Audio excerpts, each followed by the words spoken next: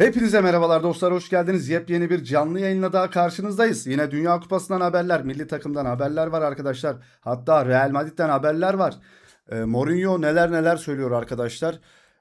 Mbappe ile ilgili açıklaması var. Bellingham'la ilgili de açıklaması var. Onlara da göz atacağız. Tabii ki de önceliğimiz milli takımla başlıyoruz arkadaşlar. Hepiniz hoş geldiniz.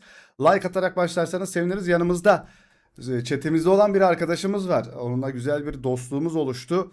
Kim var burada? Merhabalar. Ben Merhabalar. Kadife Bilek Numares geliyor. Kadife bile yanıma aldım arkadaşlar. Sizleri böyle ara ara Discord'dan yanımıza yayına alacağız arkadaşlar. Bunu öncelik olarak şey yapacağız. Çünkü katıl butonu var biliyorsunuz aktif. Katıl butonundaki arkadaşlardan almaya çalışacağım. Çünkü onlar için hiçbir özellik böyle uygulayamıyoruz. Katıl butonundan dostlar böyle yayına sesli olarak katılmak isterlerse ara ara yayına almayı düşünüyorum. Siz ne dersiniz? Nasıl olur arkadaşlar? Böyle bir uygulama hoşunuza gider mi? Sizleri de böyle yayına dahil etmek hoşumuza gidiyor. Bunu ilk olarak Kvaratskhelia yani isim verelim mi? Verebilirsin abi ya. Furkan'ı aldık yanımıza ilk olarak. Bakalım. Yanımızda Furkan var. Sizinle bir de bugün bir test yapacağız değil mi? Şey neydi o? Sen açıklar mısın Furkan? Ya Quizey diye bir site var. Ufufu belki bilenler Evet, olabilir. ufufu yapacağız. En iyi futbolcu gibi. En iyi futbolcuyu siz seçeceksiniz ama bir iki tane futbolcu gelecek sürekli ekrana. Diye işte sağdaki mi soldaki mi isimleri siz söyleyeceksiniz. Bakalım nasıl olacak. Arkadaşın sesi az geliyor. Hemen yükseltelim hocam. Bir daha konuşur musun? Merhabalar. İyi midir hocam? Şimdi Merhabalar merhabalar hoş geldiniz. Şöyle ben hemen milli takımdan haberlere geçeyim. Siz sesi yine bana söylersiniz arkadaşlar. Benim koltuk yine mağmaya kadar indi. Bir tık daha köy iyi. yılanı gibi iniyorsun aşağıya doğru. Vallahi köy yılanı gibi iniyorum ya. Evet, Vincenzo Montella bu gece arkadaşlar bir açıklama yapacak. Kenan Yıldız'ı da yanına alacak. Orada biraz tabii eleştirileri susturmak için Yıldız oyuncumuzu yanına alıyor. Montella ve Kenan Yıldız ABD maçı öncesi açıklamalarda bulunacak. Sence nasıl bir açıklama yapacaktır Furkan? Var mı düşüncen? Bence yapacağı açıklama çocuklar elinden geleni yaptı. 65 şut çektik. Top bizdeydi, domine ettik. Kader, nasip, kısmet. O da kader Allah böyle mader diyor ödülüyor. ya. Evet, şöyle gelelim arkadaşlar. A milli takımımız FIFA Dünya Sıralaması'nda 32. basamağa geriledi. 2026 Dünya Kupası başlarken 22. sıradaydık. Tamam bir formalite maçına çıkıyoruz aslında arkadaşlar. Yani şeye çıkıyoruz. Nedir o? Ne maçı deniyordu ya? O kelime aklıma gelmedi. Ne maçı denir bir anlamı olmayan maça? Furkan söylesene ya. Formalite. Formalite Formalite maçı. değil. Şey maçı. Unuttum bak kafaya takıyorum böyle şeyleri. İyi yayınlar. Bas- Lan Allah Allah senden bilmiyorum Furkan. Furkan'ı alalım yayından. Ha, formalite değil. Prestij Prestij he. abi. Prestij maçına. Arkadaş kelime nasıl gitti aklımdan ya. Prestij maçı aslında değil arkadaşlar. Şöyle. e, Dünya sıralamasındaki o yerimizi korumak için, yukarılara çıkmak için önemli bir maç aslında. Hiçbir tabii Çok ki iyi. de Dünya Kupası'ndan elendik arkadaşlar. Hiçbir şansımız yok. Ama bununla ilgili haberler var. Hacı Osmanoğlu falan Infantino'yu falan aramış. Kardeşim şu kuralları değiştirelim diye. Ne kadar doğrudur bilmiyorum. Birazdan birlikte okuyup değerlendiririz haberleri.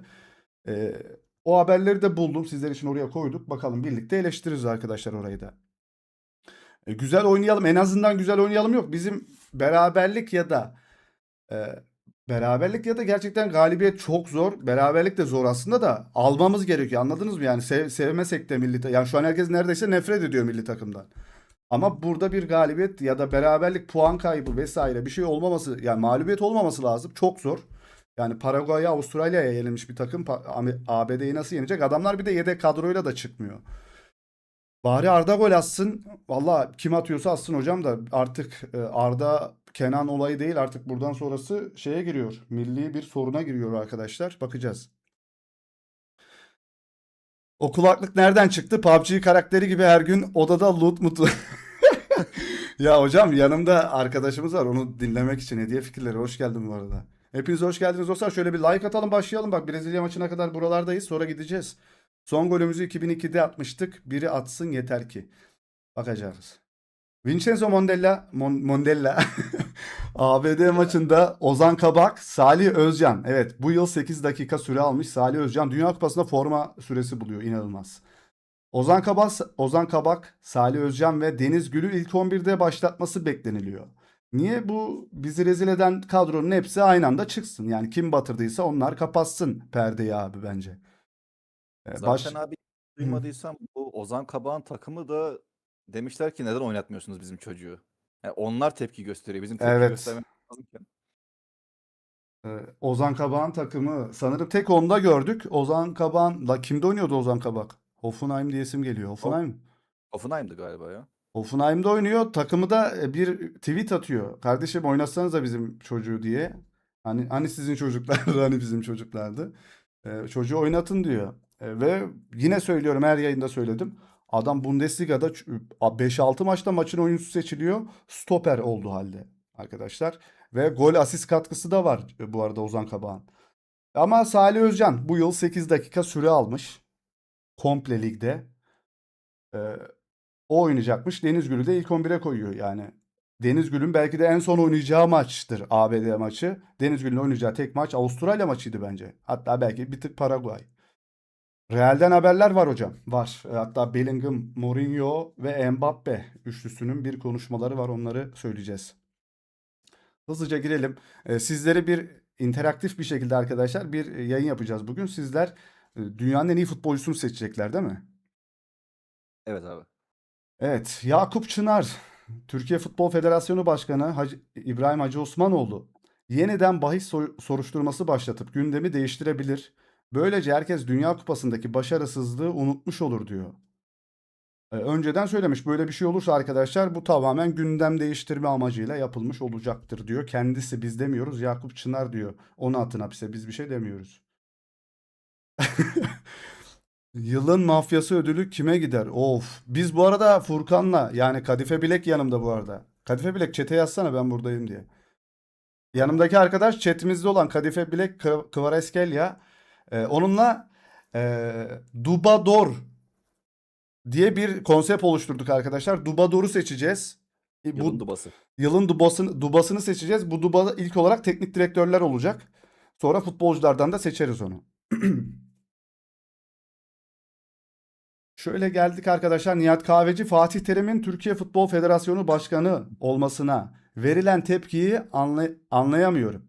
İlk defa futbolun içinden gelen birisi Türkiye Futbol Federasyonu Başkanımız olacağı için herhalde bu alerjimiz. Kimler kimler TFF Başkanı oldu, Fatih Terim mi olmayacak diyor. Nihat Kahveci diyor arkadaşlar. E, Bu zamana kadar sanırım futbolun içinden olmayan insanlar oldu. Bir tek şey vardı. TFF Başkanı oldu değil mi Hamit Altıntop? Hamit Altıntop hatırlamıyorum ben ya, oldu mu? Oldu abi herhalde. Chat niye bugün ölü ya? Neredesiniz chat? Kim abi? Yoksa yardımcısı mı ya? Şu an oğlum hala var mı içeride? Ben hiç bu arada Olmamış. Hamit'i görmedim hiç ya. Abi yanında kim var? Kvareskelya var yanımda. Ama şey bizim chatimizde olan. Abi başkan vekilliği yapmış ama başkan olarak görev yapmamış kendisi. Olmadı. İşte yani şey demek ki futbolun içine kimse gelip olmadı TFF başkanı. Nihat Kahveci de bunu söylüyor. Bu arada Nihat Kahveci de olabilir TFF. Ben bu arada varım yani. Nihat abi çok yakışır. Hatta teknik direktörlüğe bile yakışır bence. Nihat abi. Nihat Kahveci yakışır. Hak eden bir isim zaten. Çık çetene de. Vallahi ben Nihat Kahveci'yi hem TFF başkanlığına hem de milli takım teknik direktörlüğüne yakıştırırım bu arada. Ama öyle bir niyeti yok sanırım. Sergen Yalçın, Türkiye'de milli takımı eleştirebilecek tek kişi varsa o da Fatih Terim'dir diyor. Saygı duyduğumuz, sevdiğimiz, duayen olarak gördüğümüz isim, tespitlerine kulak verip dinlemek lazım diyor. Sergen Yalçın diyor arkadaşlar. İyi yayınlar, hoş geldiniz dostlar. Şöyle bir like atarak başlayalım lütfen, destek olalım yayına. TFF Başkanı İbrahim Hacı Osmanoğlu Türk taraftarlarına parmak salladı arkadaşlar. Gelin bizi tehdit edin diyor taraftarlar. Taraftarlar diyor ki oradaki tepki gösteren. Gel bizi tehdit et diyor başkana. Hacı Osmanoğlu'na. O da böyle yapıyor. Hani şöyle falan da yapıyor. Hani beni değiştirin. Acaba ne demek istiyor kendisi? Beni değiştirin demek ya bu.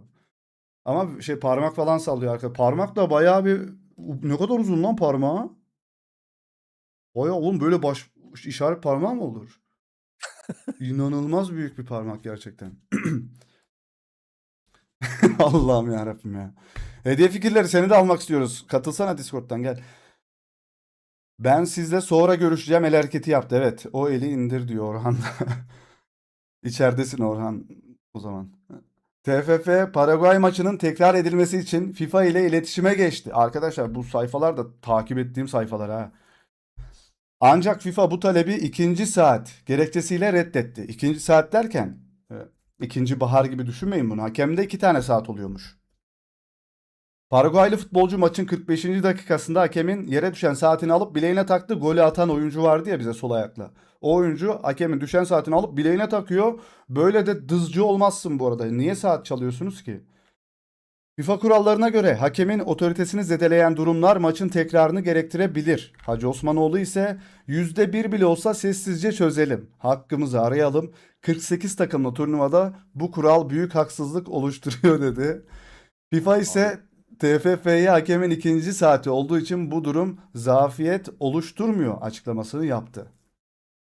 Ne resmen diyorsun? Bağcılar Kekolarına maç verdik ya. Oğlum adamlar harbiden yani 3 saniye bakınca saatin çalınıyor. Basit hızlamışlar ya.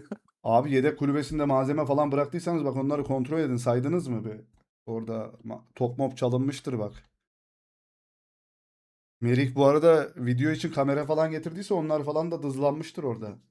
Abi Ahmet Çakar bir şey söylüyor. Sen seversin Kıvaraşkel ya. Hakan Çalhanoğlu milli takımdaki sportif yılandır diyor. Köy yılanı. Köy yılanı diyor. Abi Ahmet Çakar. Otelden eşyaları da bunlar oteldeki o var ya yani duş için böyle küçük sabunlar, şampuanlar onları falan almışlardır bence onlar.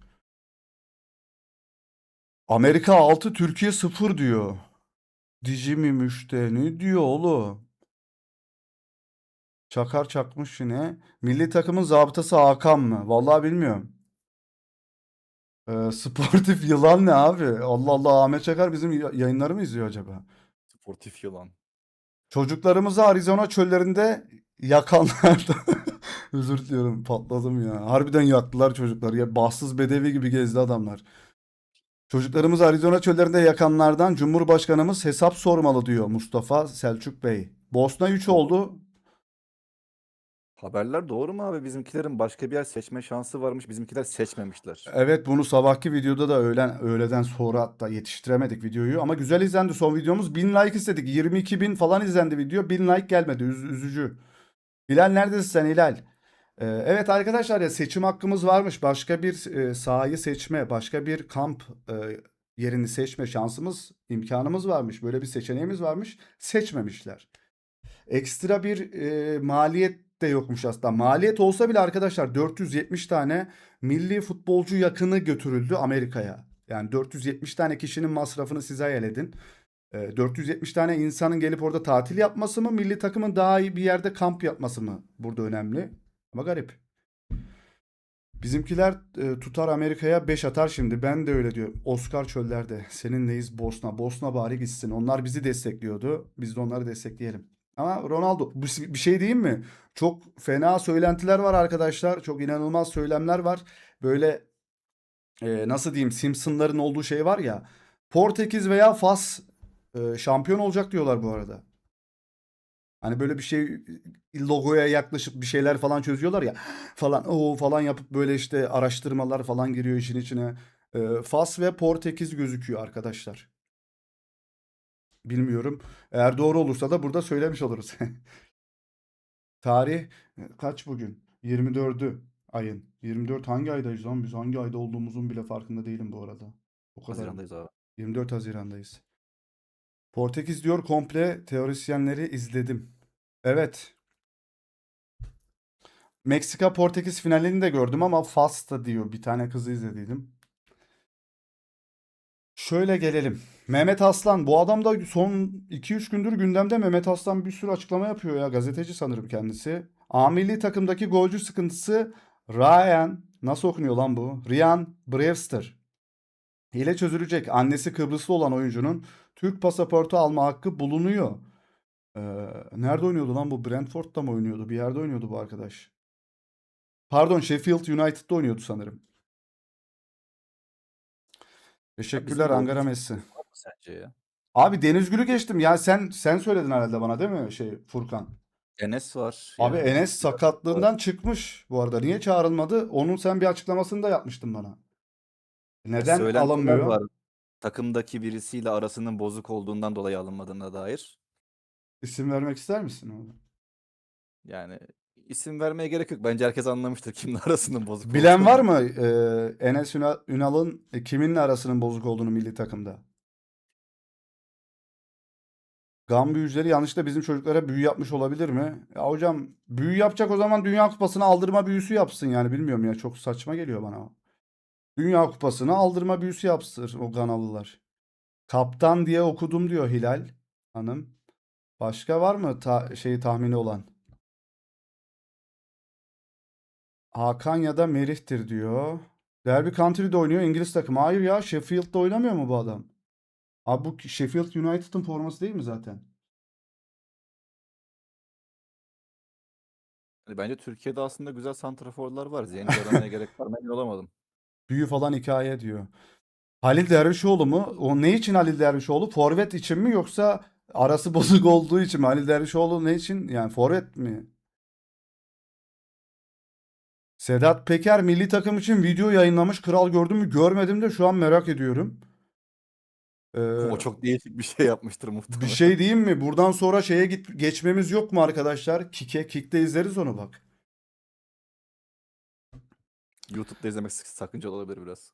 Yok evet YouTube'da direkt ban diyorum ya telif yiyorsun vesaire yiyorsun da Kick'te izleyebiliyoruz. Her şey serbest. Almanya'dan selamlar. Bıyık hocam bıyık evet bıyık. Kanalı büyücü bayağı prim yaptı. Evet bayağı büyü sırasına girmişlerdir ona. Instagram atmış sadece şarkı var. Sadece şarkı varsa izlemeye gerek yok o zaman.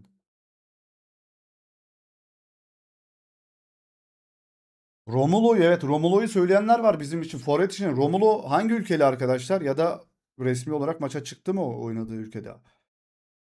Alman diye Sanırım isim geliyor. Kıbrıslıymış annesi mi? Hayır Bir hayır yerden. Romulo. Romulo Brezilyalı oynamadı o zaman değil mi? Abi bir şey değil mi? Olur ha. Yemin ediyorum olur. Zaten Thierry Karadeniz var. O zaten Türk pasaportu da var. Zaten Ümit milli takımımızda da oynuyor. Abi Enes Ünal var ya. Ünal. Ünal diyorum hep. Ünal. Enes Ünal. Ünal. Bertu var. Bertu var da Bertu da yok ya. Bir cacık olmayacak gibi Bertu'dan. Yani çok iyi olduğu söylenemez ama kötü de değil. Yani yok da değil takımında. Vallahi bilmiyorum. Semih Kılıçsoy var bak Abi chatten Semih mesaj. Kılıçsoy var. Okey. Ben de çok severim bu arada. Ama mesela Avustralya maçında Semih Kılıçsoy'u oynatamazsın bu arada. Asla oynatamazsın. Yani Kerem'den de daha fena kaybolur. Ha, Kerem'den daha iyi bana bakarsan forvet olarak. Ama fiziki açıdan zaten küçük bir takımız biz. Fiziksiz bir takımız. Onunla beraber iyice yırtılırız yani.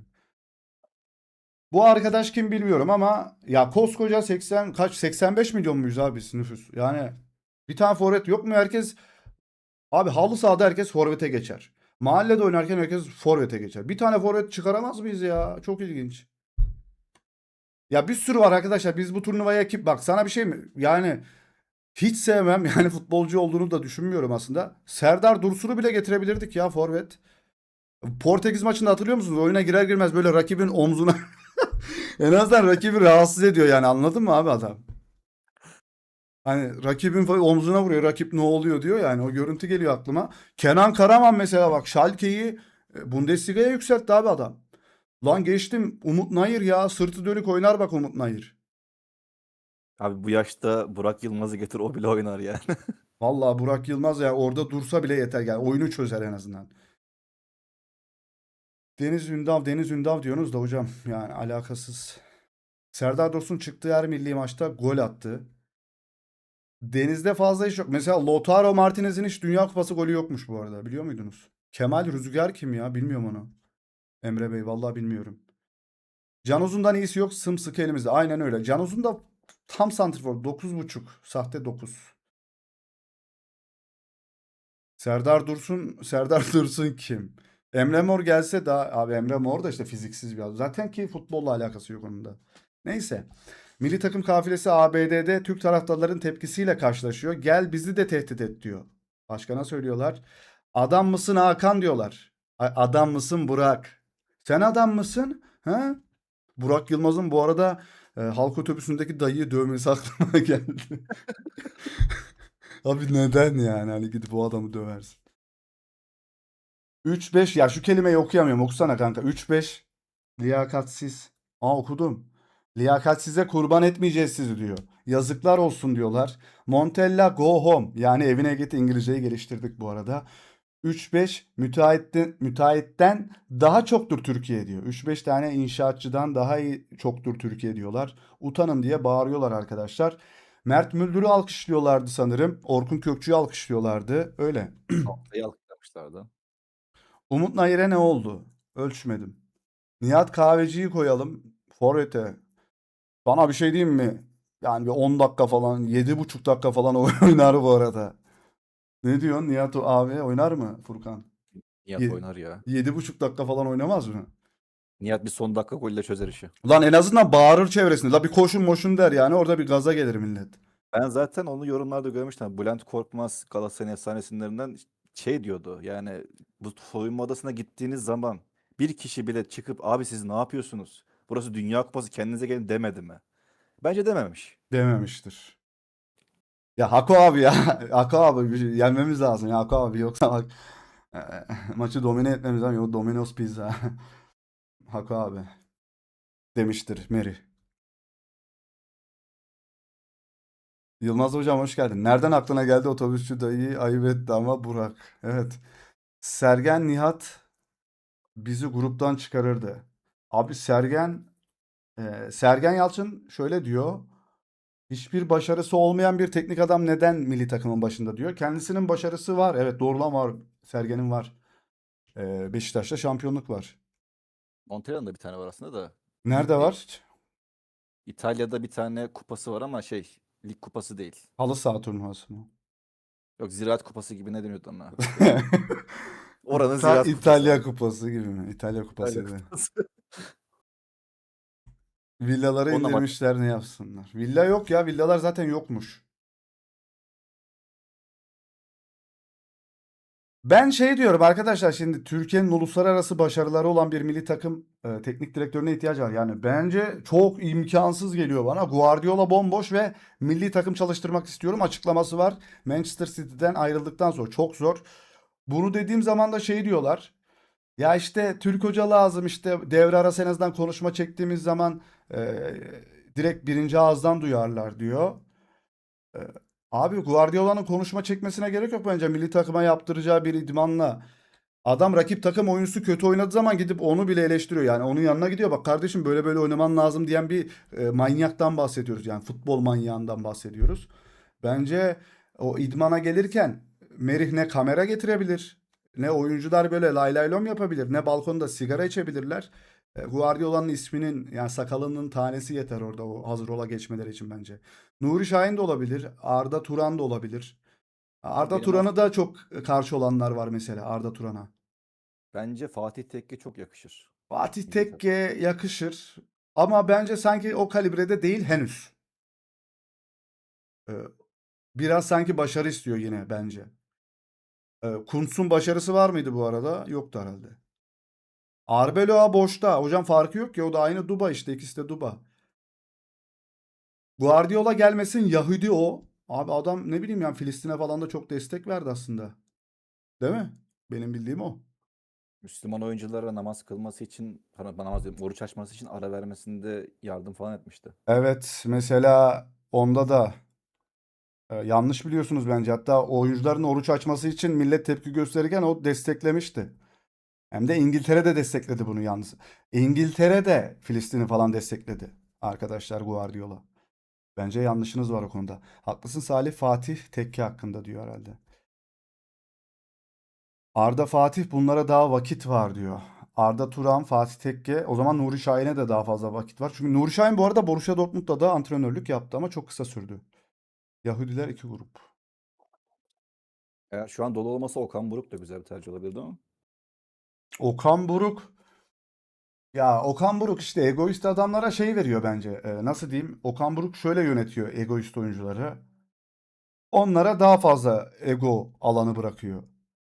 Bizim milli takımda egoist de vardır bu arada ya.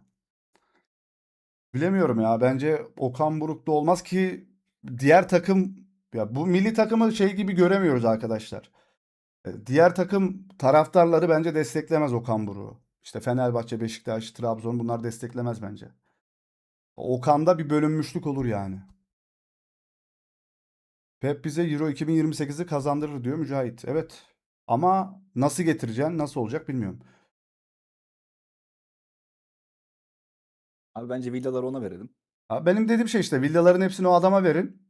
Guardiola şeye verdiğiniz, Montella'ya verdiğiniz maaşı iki katına çıkarıp bu adama verin. En azından değsin yani. Zinedine Zidane gelsin hocam. Zinedine Zidane Dünya Kupası'ndan sonra Fransa'nın başına geçecek. Şimdi kardeşim söyledi. Annemden senin kanala abone olmuştum. Annem sabah senin videonu izliyormuş. Bu eski futbolcu mu diyormuş kardeşim. Ben mi? Evet eski futbolcuyum. Yeşilbayır Spor'da oynadım. Gençler Birliği'nde oynadım. Eski futbolcuyum. Belki görmüştür. Selamlar anneye bu arada. Ellerinden öperiz. Mümkünse Hacı gelmeli. Hacı Osmanoğlu mu yoksa Hacı mı demek istedin? Villa falan istemez. Boğaz'da yalı verin yeter. Aynen öyle. Boğaz'ı verin. Boğazları verin abi adama. Rüştünü ispat etmiş adam. Bu arada Klopp da olmaz mı ya? Ananı satayım. Klopp'un bu arada bizim milli takımla ilgili açıklaması var ha. Klopp açıklama yaptı. Klopp milli takımı işte Türk milli takımının elenmesi çok beni böyle şaşırttı. Çok bir sürü Türk arkadaşım var. Çok ümitliydiler. Ben de öyleydim falan filan. Orada gidip Messi'ye falan sarılacağına geleceksin burada Arda'ya, Kenan'a, Can'a sarılacaksın kardeşim. Öyle bir şey yok. Öyle gezmeyeceksin Klopp'cum. Boş gezme. Çalış artık. Çok dinlendin. Çağırıyorum seni. Klopp Kokoreç yaşasın ya. yersin, çay içersin. Deli gibi severiz de seni buraya gelmen gerekiyor. Konuşmamız gereken konular var seninle.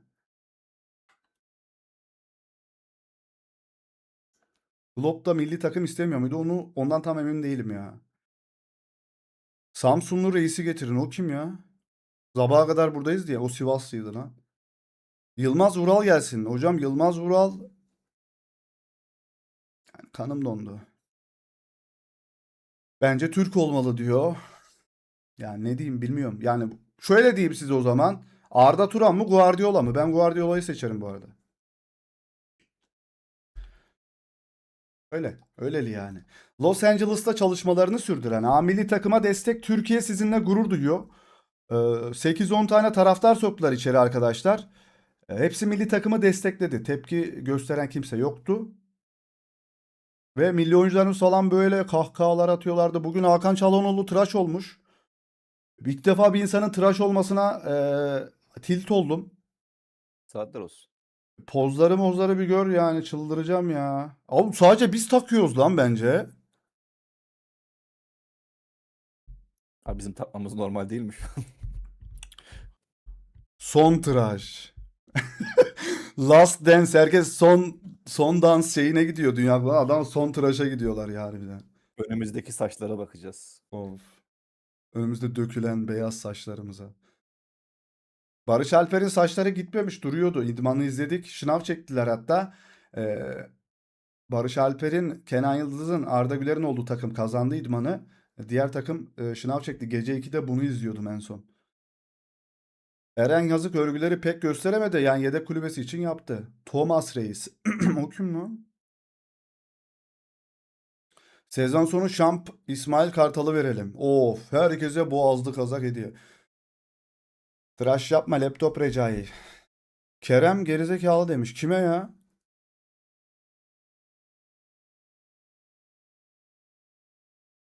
Muhtemelen İbrahim. şu He? da şey diyor.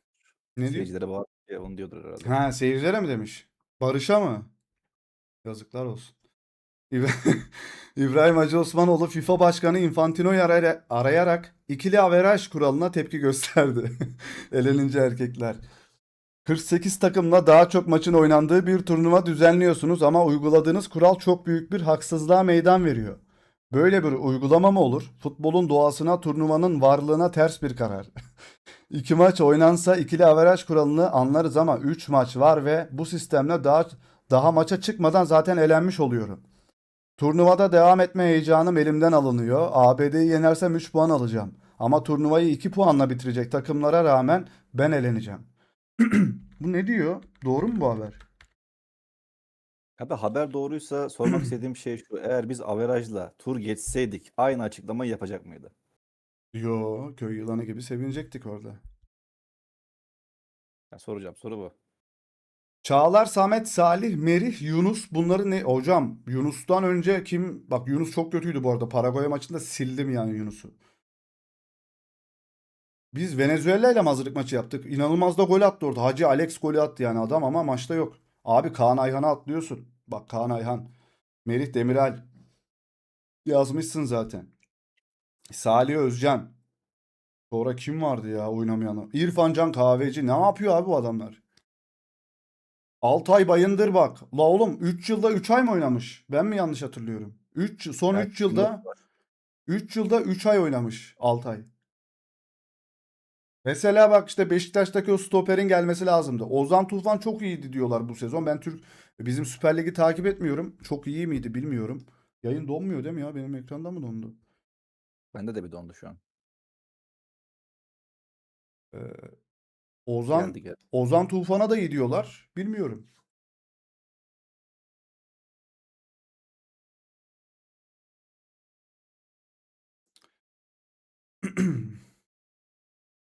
Ama Ozan Tufan'ın da prime olduğu dönemlerde bile ne kadar batırdığını da gördük. Ozan Kabak, Defte yok. Emirhan Topçu, Ozan Tufan. Emirhan Topçu'nun olması lazımdı bence ya. Bilmiyorum. Mustafa Eskiellaç da mesela yoktu. Ya bu Mustafa Eskellaç kim abi? Trabzonspor'un beki. Oğlum hata veriyor bizim yayın ya. Arabelle alma sorunu yaşıyor diyor. Yayında bir sıkıntı mı var şu an? Donuyor mu? Bende mi donuyor acaba sadece?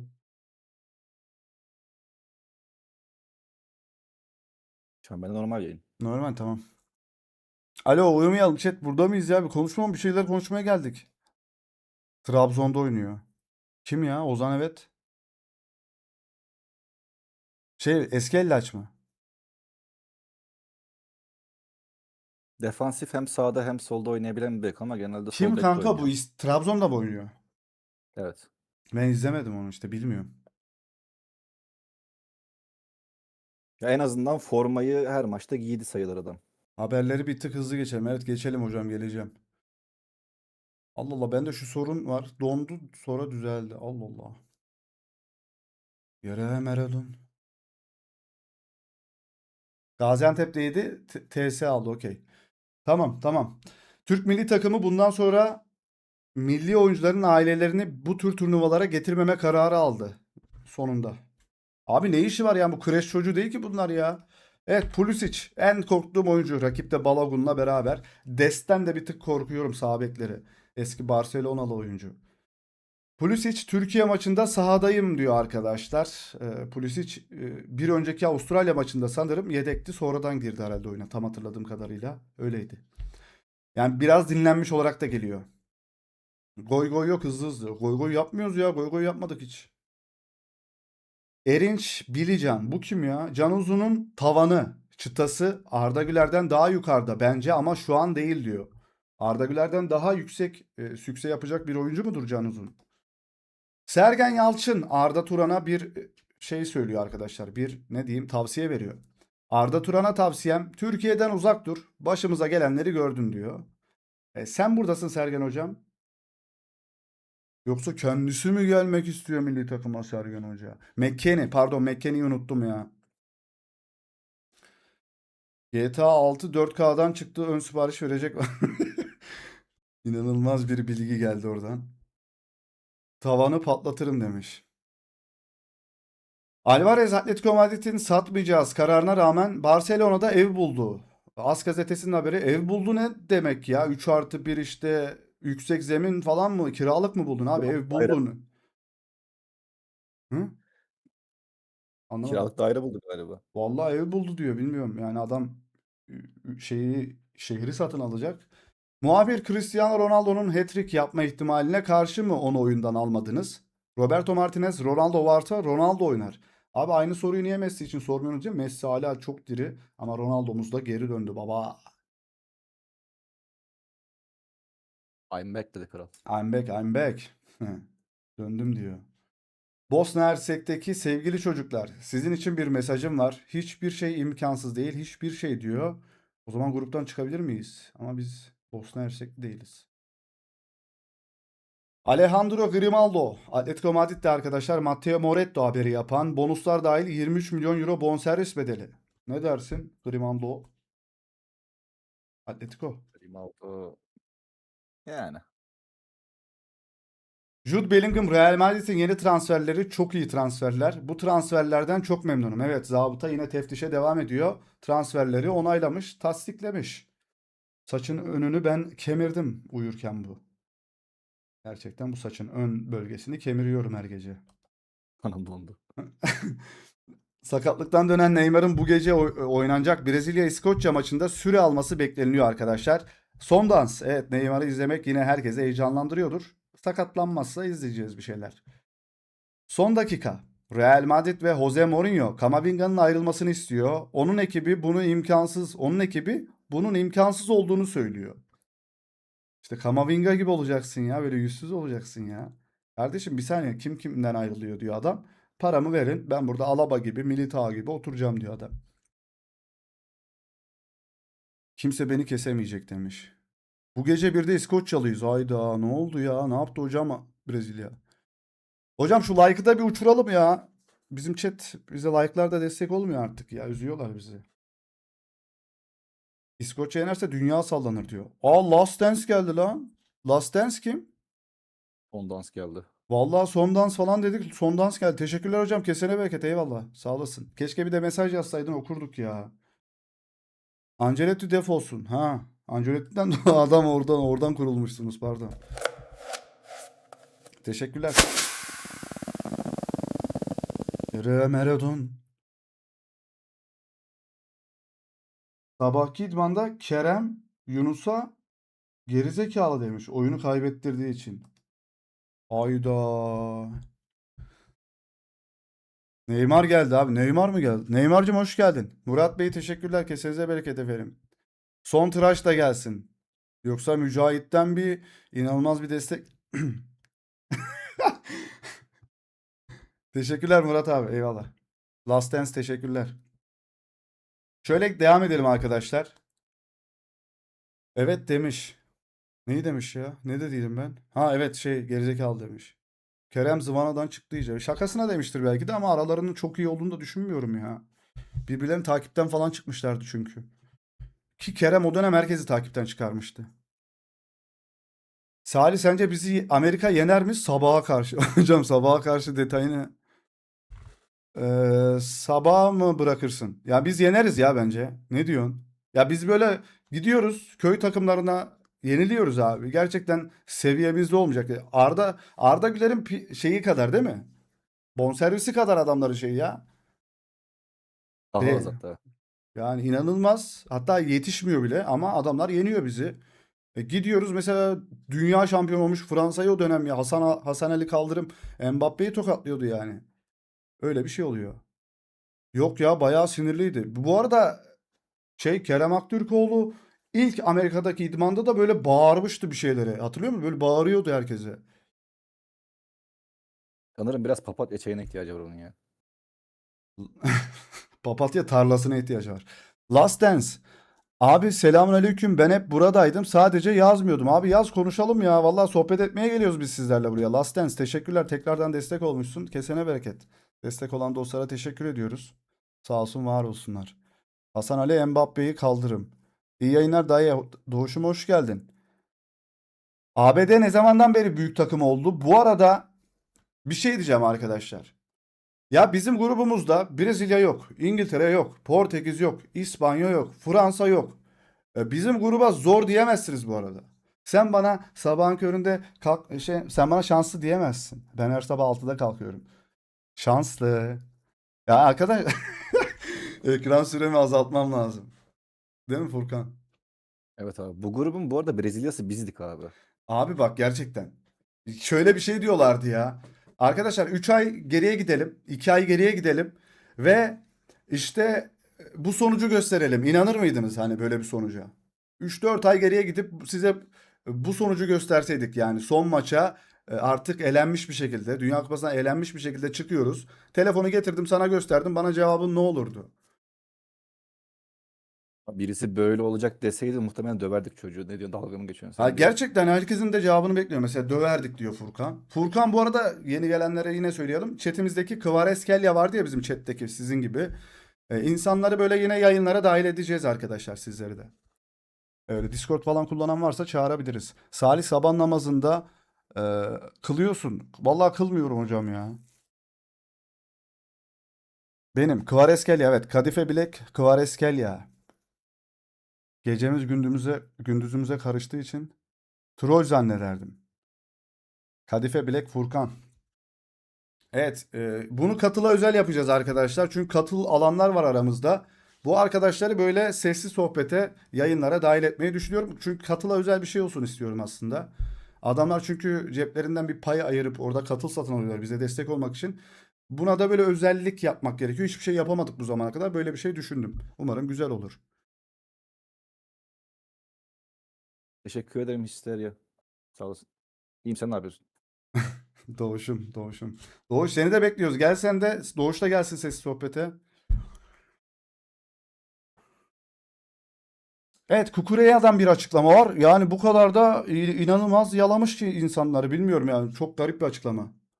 Çok iyi yapıyorsun abi, çok doğru. Yani evet, biz de böyle güzellikler yapmayı Abi düşünüyoruz. bu Kukureya Serena'daki Kıvılcım'a benzemiyor mu? Vallahi bilmiyorum da saçları olmasa Hüseyin dayıma da benziyor benim ya. Hüseyin dayıma benziyor. Last Dance ikinci seviye katıl almış. Teşekkürler hocam. Böyle konuşmak isteyen olursa bize Instagram'dan ulaşsınlar arkadaşlar. Yayına katılmak istiyorum gibisinden. Futboldan anlayan çok kardeşlerimiz var, abilerimiz var. Sevenler, konuşmayı sevenler de var. Onları da çağırıyoruz. Yayınlara katılabilirler. Kukureya, Enzo Fernandez beni Real Madrid'e katıldığım için tebrik etti. Umarım o da şimdi şanslı çıkar ve Real Madrid'e katılır. Çok mutlu olurdum.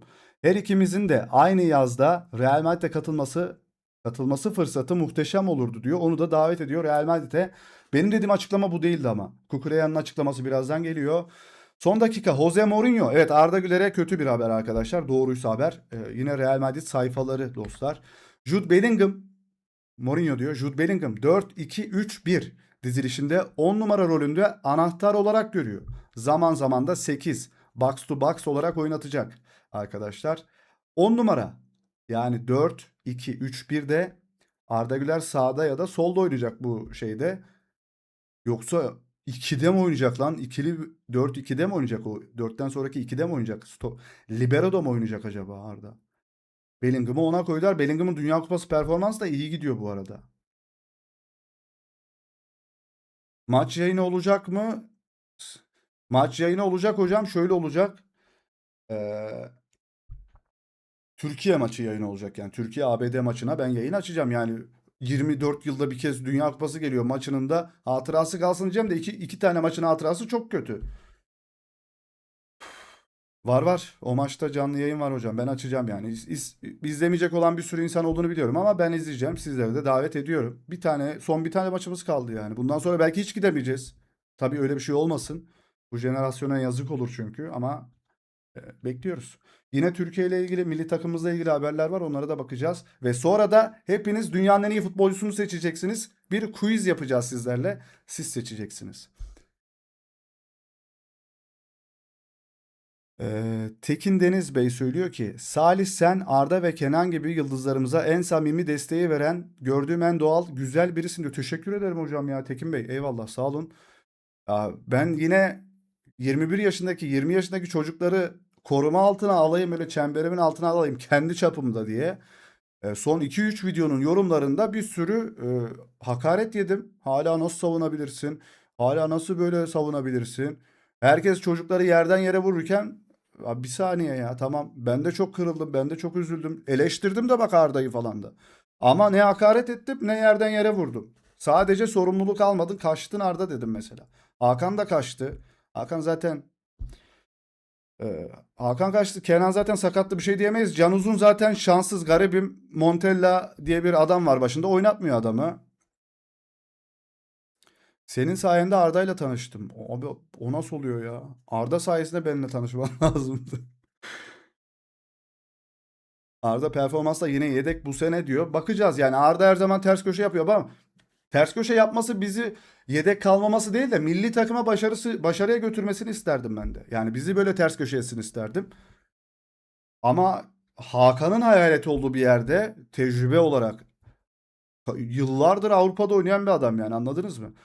Hakan gibi bir tecrübe bile ortadan kaybolup hayalet oluyorsa arkadaşlar, Arda ne yapsın? Şimdi yine söylüyorum, ben Mbappe'yi çok sevmiyorum arkadaşlar. Enem aradın. Mbappe'yi çok sevmiyorum. Bir saniye dur. أنا مرض. Evet, Mbappe'yi çok sevmiyorum ama ama adam milli takımda Kerem Aktürkoğlu ile oynuyor forvette, orada Mbappe ile. Solda işte Vinicius oynuyor. Burada Barış Alper, pas atamayan Barış'la oynuyor. Topu tutamayan Barış'la oynuyor. Yanında Valverde ile oynuyor. Burada Hakan'la oynuyor.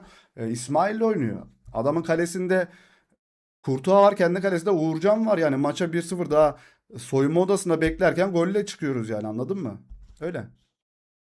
Onu da düşünmek lazım. Yine aynı şeye geliyoruz. Kvaratskhelia da futbolcu değil o zaman. Gürcistan'ı Dünya Kupası'na götüremedi. Evet, seni dinliyoruz. Abi ben Dünya Kupası'na götüremedim diye şimdi. Rollenme. Benlik bir şey değil bu. Adam şansı yok ya, çok talihsiz. Gürcistan'da nasıl gideceksin ki Dünya Kupası'na? Hı, öyle. Salih, ben Mourinho'ya çok inanmıyorum. Nedense Arda hakkında. Vallahi bilmiyorum hocam. Belki ya kuyusunu kazacak ya da gerçekten parlatacak. Mbappe'yi çok sevmiyorum ama Ester'e bayılıyorum. Evet, o konuda yapacak bir şey yok. Hepimiz bayılıyoruz. Abi Ester'e kızlar bile bayılıyor bu arada, gerçekten. Jose Mourinho. Mbappe zaten muhteşem bir oyuncu. Ben onu daha muhteşem yapacağım. أنا مرض. Abi Enes Meredun sesi geliyor mu bu arada size?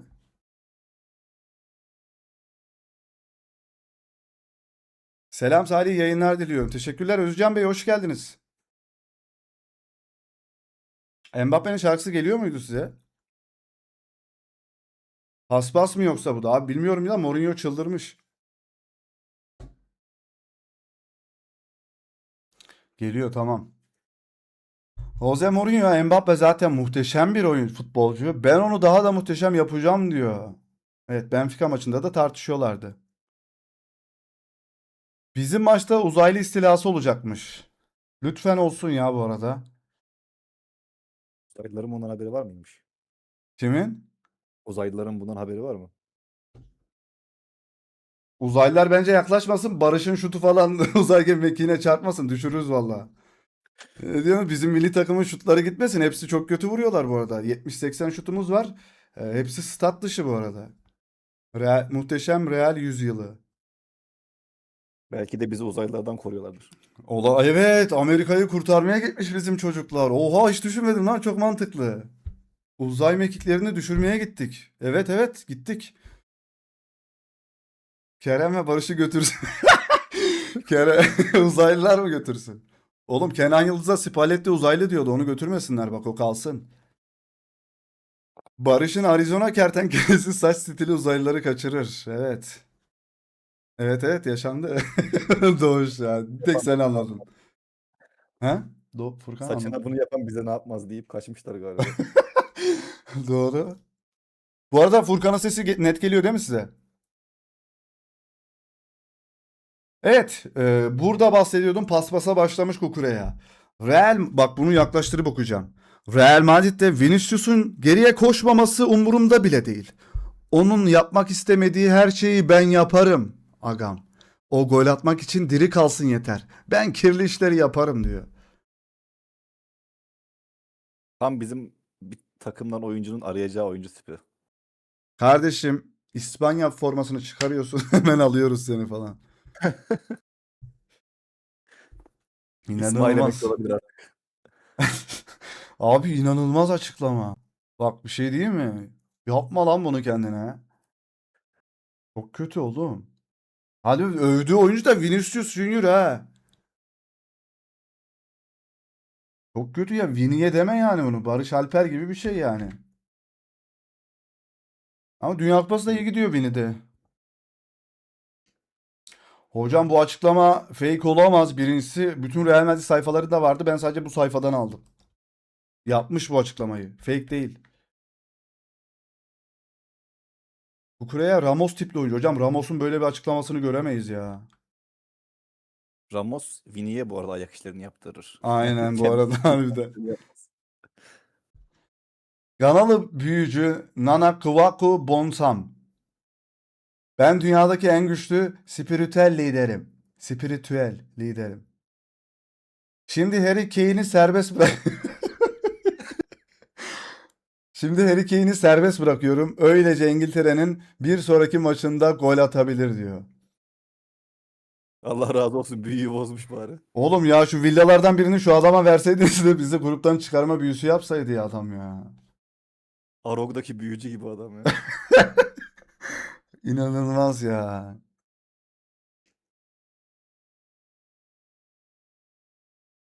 Arda vücutta için mesaj atmış hoş geldin diye. Necesiniz? Nasıl? O büyücü ya fena sükse yaptı. Bir Instagram hesabı açılır ona hemen. Büyülüyorum. Ganalı büyücü Nana Kvaku Bonsam. Harry Kane üzerinde çalışıyorum. Daha önce neler yapabileceğimi gösterdim. Bu yüzden onu durdurmak için ne yapmam gerektiğini çok iyi biliyorum. Ona ciddi bir sakatlık dilemiyorum. Sadece ülkeme karşı oynamasını engellemeye yetecek bir şey olacak. Daily Mail'in haberi. Peki ya abi, seneye Dortmund bu büyücüyü kiralarsa ve Bundesliga şampiyonu olursa? Of. Oğlum harbi bu arada her takımın ihtiyacı olan adam bu arada. Yani transfer yapma. Mbappe alma Real Madrid. Alma Mbappe'yi sat. Büyücüyü aldın hemen oraya. Forvet'e koy. Alıyor mu büyücüyü koyuyor mu bak o ya. Acaba takımdakileri de bufflayabiliyor mu? Yoksa sadece karşı tarafı debuff mı yapıyor? Barış'a teknik veriyorum. Şut gücü veriyorum. Kerem'i 2.05 yapıyorum boyunu. Montella'ya kocaman bir ceviz veriyorum. Yesin de gelişsin diye. İçeri girmeden bu arada eleştirdim ha. İçeri giremeden hani. Oğlum büyü yaptım az önce ya. Şaka gibi.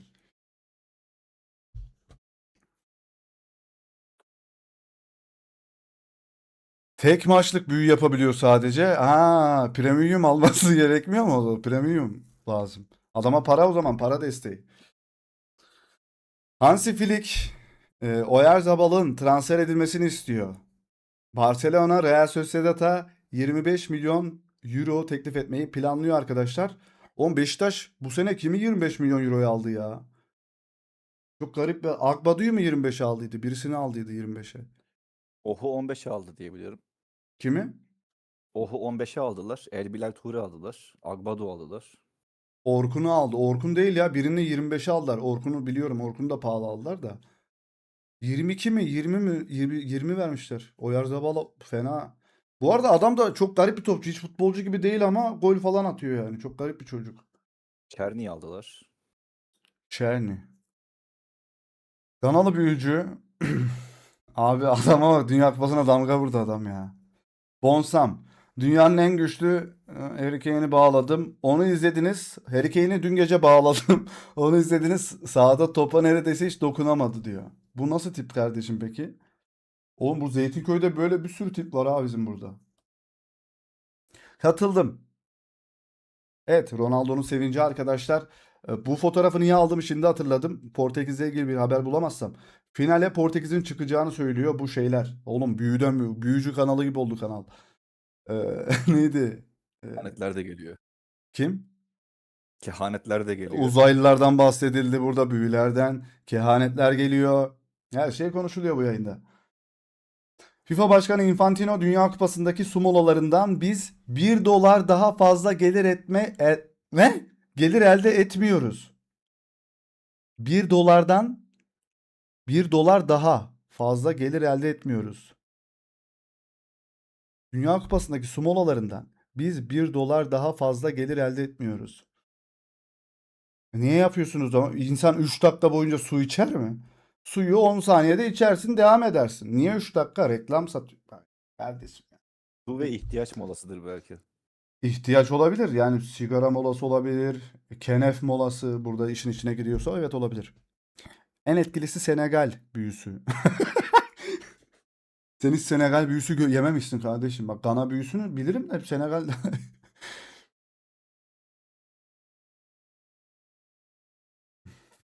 Şenol Güneş'ten milli takım yorumu. Herkes dağıldı. Ancak hayal kırıklığını diplere sürmeye gerek yok. Kaybedince hiçbir şey bitmez. Çünkü her iş bittikten sonra yeni bir gün başlıyor. Yeni bir güneş doğuyor diyor. Yani milli takıma gelmek istiyorum diyor Şenol Güneş. Güneş doğuyor. Ayda harbiden de demiş ya. Güneş doğuyorsa umut her zaman vardır. Yeter ki güneşe bakmayı.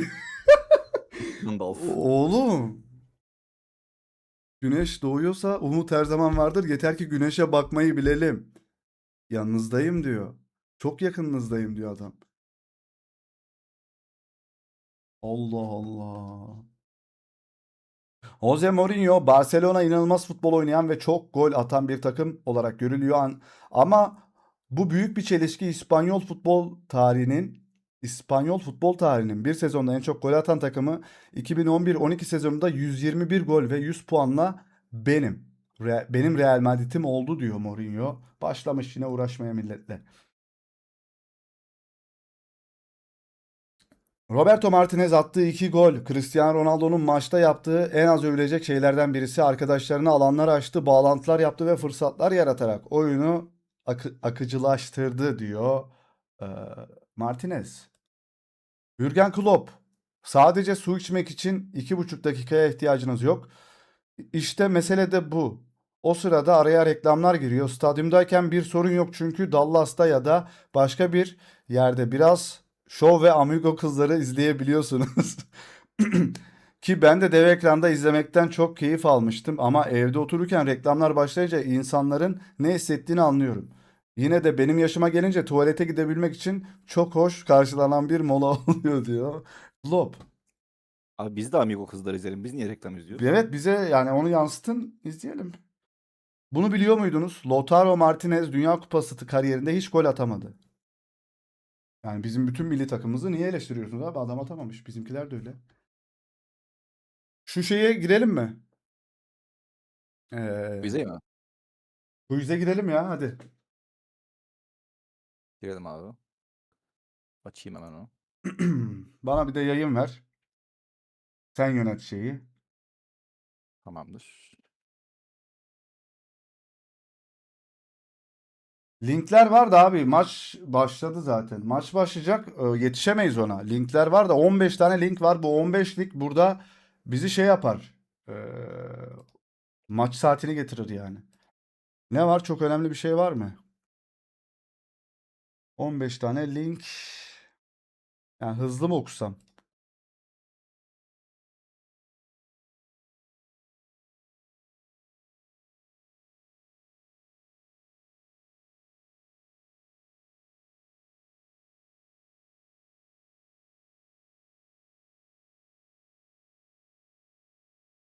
Yani evet burada durduk. Kankam sen orayı hazırla. Duruma göre direkt gireriz oraya.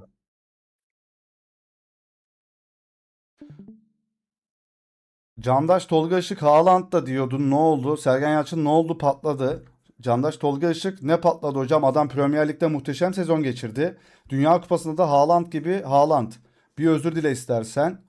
Sergen Yalçın Dünya Kupası'nda da oynuyor mu? Candaş Tolga nasıl oynuyorum hocam? Özür dilemek o kadar zor değil. Sergen Yalçın yok hiç işim olmaz. Ben oyuncunun yeteneğine bakıyorum. Beni ilgilendirmiyor ya. İstediği kadar iyi oynasın, isterse 80 tane gol atsın. Sergen Hoca kurulmuş adam abi. İstemiyor, beğenmiyor yani Haaland'ı. Messi doğum günü kutlu olsun. Maçtan sonra bana sarıldığın için teşekkür ederim diyor Klopp.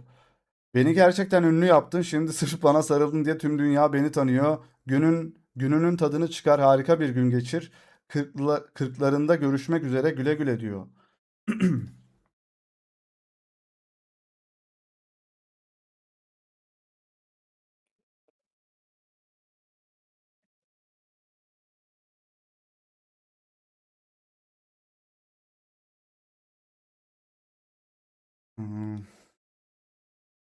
Jürgen Klopp eski oyuncularını paylaşmaya devam ediyor. Bakın kimi buldum diyor. Kim bu? David Luiz. David Luiz mi? Luiz Diaz lan. Biz Diaz. Tinerler içilmiş genel diyor. Ne tiner? Katarlı orta saha oyuncusu Asim Madibo, Kanadalı futbolcu İsmail Kone'nin bacağının kırılmasına neden olan müdahalesi nedeniyle 5 maç ceza aldı. Bu arada 2 kez vuruyor adamın bacağına ya. Katar karşısında bacağından ciddi bir sakatlık geçiren İsmail Kone, İsviçre karşısında takım arkadaşlarını desteklemek için tekerlekli sandalyeyle stada geldi. Helal olsun lan. Allah. Alçıyı yaptırıp gelmiş adam. FIFA Başkanı Gianni Infantino, su molaları tamamen sportif eşitlik ve sportif başarılara dayanıyor. Biz 1 dolar daha fazla gelir elde etmiyoruz. Tamam kanka. Bosna Hersek Dünya Kupası'nda en iyi üçüncüler arasında yer almak için elde ettiği avantajı taraftarlarıyla birlikte kutladı. Devam etsinler ha. Biz yokuz artık. Şaka gibi ya. Yokuz harbiden. B grubu tamamlandı. Son 32'ye yükselenler İsviçre ve Kanada, Bosna Hersek en iyi 3. kontenjanını bekleyecek Katar turnuvaya veda ediyor arkadaşlar. Kanada tarihinde ilk kez Dünya Kupası'nda gruptan çıktı.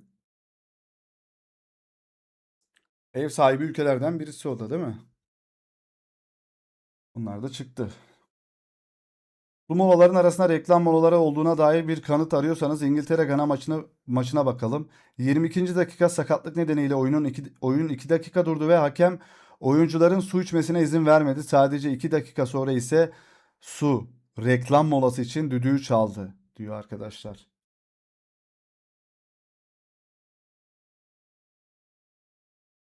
Opta'nın Dünya Kupası'nda detaylı veriye sahip olduğu 1966'dan bu yana şutu direkten dönen en yaşlı oyuncular.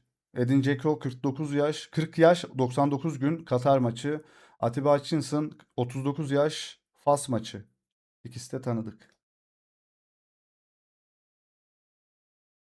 Opta'ya göre Dünya Kupası favorileri Arjantin 1, Fransa 2, İspanya 3, İngiltere 4, 5 Almanya, 6 Portekiz, 7 Norveç, 8 Brezilya, 9 Hollanda, 10 Amerika Birleşik Devletleri. Fas nerede?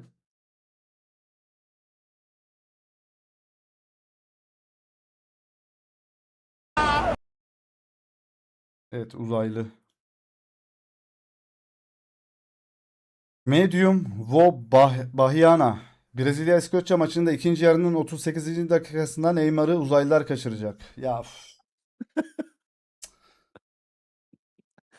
Ya ben de bir şeyler söyleyeyim ama herkes meşhur oluyor ya. Milli takım gol atacak. Brezilya medium. Uzaylılar Barış Alper'i kaçıracak. Olabilir.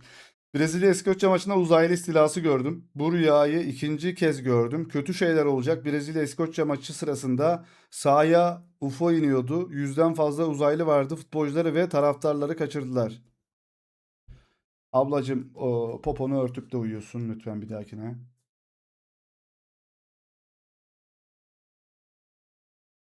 Evet, bunları da bitirdik sanırım.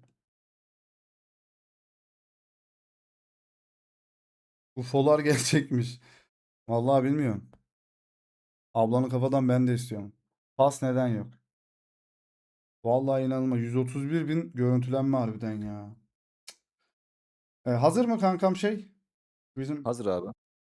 evet, ekranı bana da verdin mi oradan? Verdim. Dur, geldim. Bunu tam ekran yapabiliyoruz mu? Bu şekilde bir göstereyim arkadaşlar. Eğer bu şekilde tam net gözükmüyorsa bu siteyi ben açacağım. Eğer olmuyorsa diğer türlü yaparız. Turnuva ağacı yap, sen hazırla onu. Hazırladım abi. Burayı videoda çekebiliriz bu arada isterseniz arkadaşlar. Bunu video olarak YouTube'a da atabiliriz isterseniz. Ben şöyle bir geçiş yapayım hemen. Evet. Böyle güzel gözüküyorsa arkadaşlar bu şekilde yapalım. Ee, Sen moderatör olmuş ol. Biz de chat'e soralım. İki tane seçeneğimiz var abi ama birisini ben tanımıyorum. Acaba chatte bir tanıyan birisi var mı? Sağdaki abi. Dur bir saniye, hemen ben şurayı bir daha ayarlayacağım. Şurayı biraz büyütelim ya. Üstteki yerler pek gözükmesin istiyorum. Şöyle iyiyiz herhalde. Böyle iyi miyiz? Böyle iyiyiz ya bence. Ben kaydı da başlatayım. Belki YouTube'a video olarak da atarız arkadaşlar. Evet, bizim chatimiz en iyi futbolcuyu seçiyor dostlar. Bakalım hangi futbolcuyu seçeceğiz? Harry Kane mi? E, Bu kim lan? Stanley Matthews. Kim abi? Kane. Siteyi sen açman lazım. Ben açmayayım siteyi ya. Ben moderatör olmak istemiyorum artık. Kane diyorlar. Kane. Sağdakini muhtemelen kimse tanımıyor. Alo chat uyansın ama ya. Chat uyanması lazım arkadaşlar. Herkes katılması lazım buna. Diğer dede kim?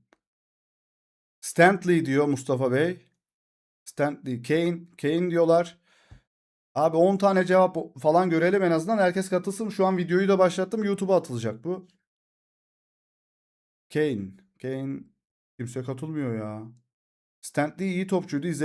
İzleyenler bilir. Ben izlemedim vallahi bu arada. Kane, Kane, Kane. Evet, Kane'i seçelim abi. Gardırop Fuat diyor. Harry Kane'i seçtik. Campbell mı? Rakitic mi arkadaşlar? Sol Campbell, Arsenal'lı futbolcu. Yoksa Rakitic mi? Ne diyorsunuz?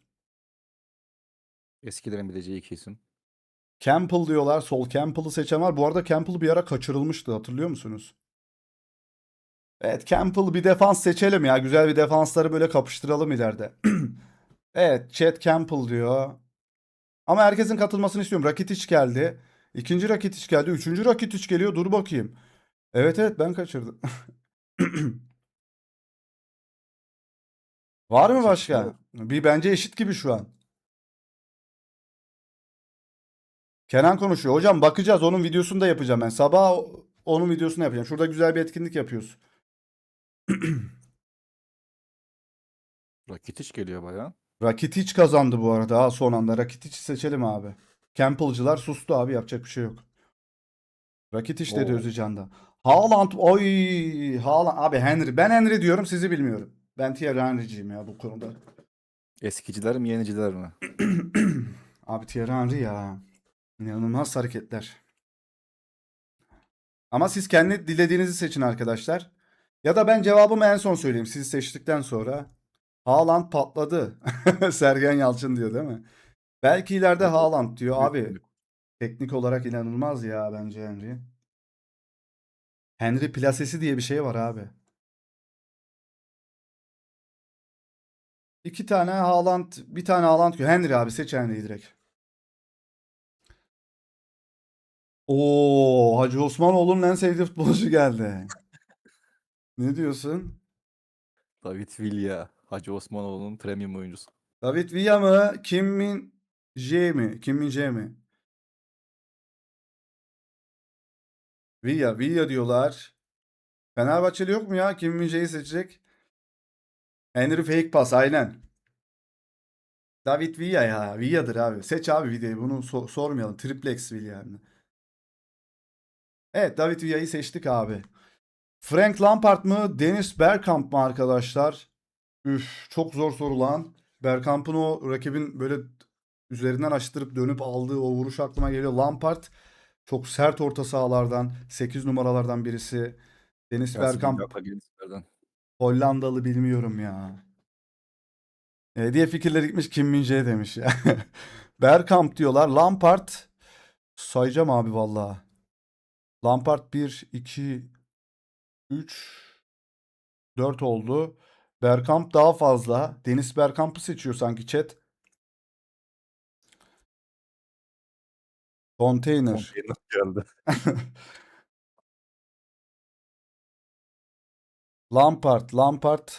Lampard, Bergkamp Ballon d'Or sahibi.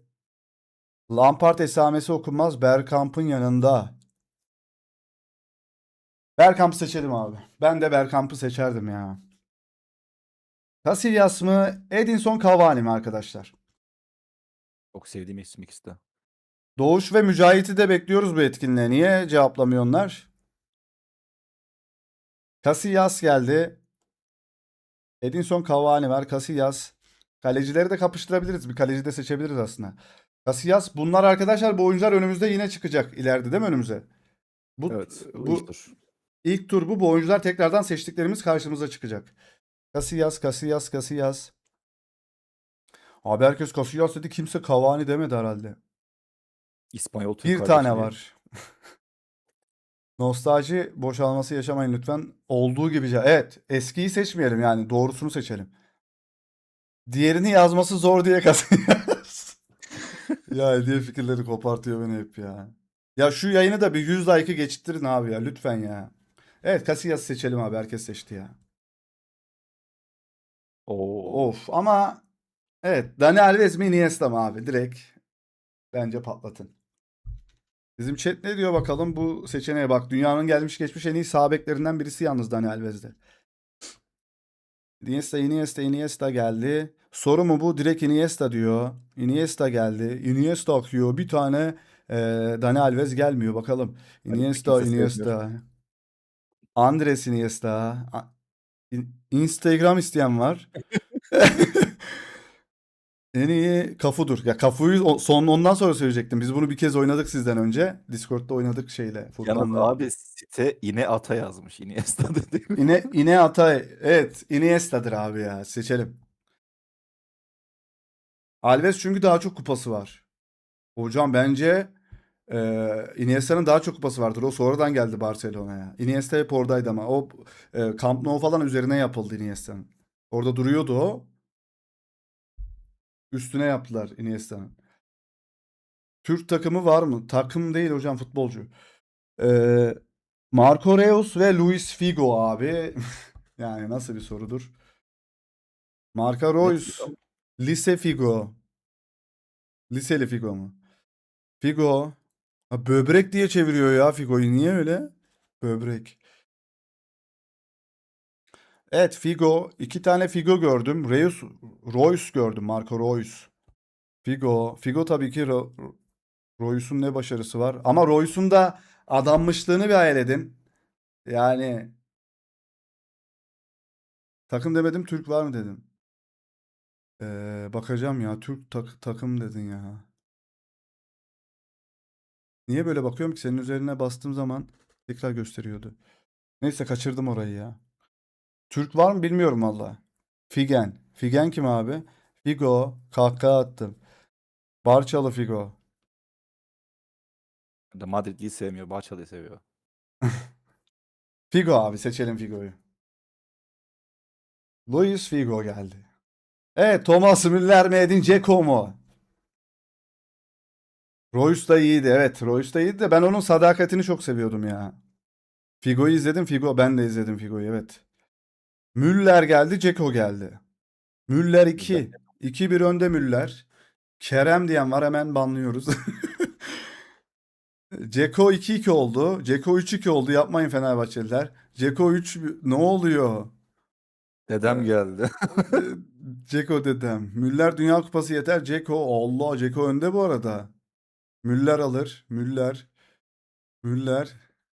Değirmenciymiş mesela. Müller'i değirmenci diye çeviriyor. Müller. Ceko'nun gol sayısına bakın. Bakabilir misin Furkan, ya da biriniz bakabilir misiniz? Ceko'nun veya Müller'in. Ama Ceko'nun daha fazla golü vardır tabii. Ama Müller de takım oyuncusuydu be. Müller'de de ama çok büyük başarılar var Barcelona'ya karşı, Brezilya'ya karşı. Ya oğlum, bu şu an çok eşit gibi gelmiyor. Müller diyor. Ceko dedem. Abi buna bir anket mi açsak? Hemen hızlıca. Anket Çok yakın bence. başlatamıyorum. Şunu bitireyim hemen. Anketi sonlandırdım. Çok yakın buna anket başlatacağım ve 1 dakika sürecek anket. Hemen oylarsınız. Seç. Ceko. Ama bu Ceko'nun da bu Bosna'yı Dünya Kupası'na götürmüşlüğü var 40 yaşında. Büyük başarı yani. Ve Schalke'yi de Bundesliga'ya çıkarmışlığı var en son. Evet, hemen oylamayı sundum arkadaşlar. Anketi bir oluşturalım. Çeko diye yazdım arkadaşlar. Öylesine yazdım. Çeko mu Müller mi? Edin Dzeko da ama var ya. Birisi doğru söyledi. City yaptı. İtalya Ligi yaptı. Almanya Ligi yaptı. Türkiye Ligi yaptı. Süper Lig'e de geldi. Bugün sinirlendi dedem. Oyundan çıkarınca dedemi seçelim. Evet, Dzeko önde. Edin Dzeko'muz önde gidiyor. Bu karşılaştırma Dzeko'ya hakaret hocam. Hocam yapma. Müller kötü bir oyuncu olamaz ya. Yapmayın. Gözünüzü seveyim. O kadar sanki Şabani Onda'yla karşılaştırdık yani. Biz karşılaştırmadık bu arada. Site karşılaştırıyor. Alves 44, Iniesta 35 kupası var hocam. Araştırmanı öneririm. Şaşırttın beni. Hocam bunu araştırmadım. Ben Barcelonalıları araştırmıyorum zaten. Şaşırttın beni. Alves'in Üzerinde şeyden dolayı da mı var? Brezilya Ligi vesaireden de mi? Paris Saint-Germain'de de değil mi? Orada da kupa aldı. Olabilir, doğru. Sen ne dedin Furkan? Müller'in olduğu kadro çok fenaydı. Yani o zaman Almanya'nın karşısında kimse gelmek istemiyordu. Müller'e vasat diyen var ya. Lewandowski Dzeko karşılaştırması daha mantıklı. Tamam, oylamayı sonlandırıyorum. Dzeko'yu seçelim abi. Müller'i eledi chat. Loris mi? Gullit mi? Bu da çok saçma olmuş ama hadi bakalım. Bıyıkları çok güzel. O bıyıkları Gullit. Ne alaka? Abi işte öyle. Size sunuyor. Abi burada Juliet'i izlemeye yaşı yeten yoktur bile ama ben eski videolarını izledim tabii ki de. Juliet izlemedik ki Loris'ten başka diyemeyeceğim. Juliet. Evet, Juliet seçelim ya. Fantastik kurtarışları var. Juliet'i. Oy. Baba, iki O İtalyan. yazıyor. Baba. Ben cevabımı biliyorum. Siz seçin, ben kendi cevabımı söyleyeceğim. Evet, Roberto Baggio mu? Francesco Totti mi? Ayakta ölen adam Roberto Baggio, biliyorsunuz. Totti de bir adammışlık. Totti diyor, direkt Totti diyor. Totti abi, başka bir şey demeyin. Totti, Baggio geldi. Tabii ki Baggio. İkinci Baggio. Totti, Baggio penaltı kaçırdı, olmaz. Baggio'lar arttı. Baggio öne geçti.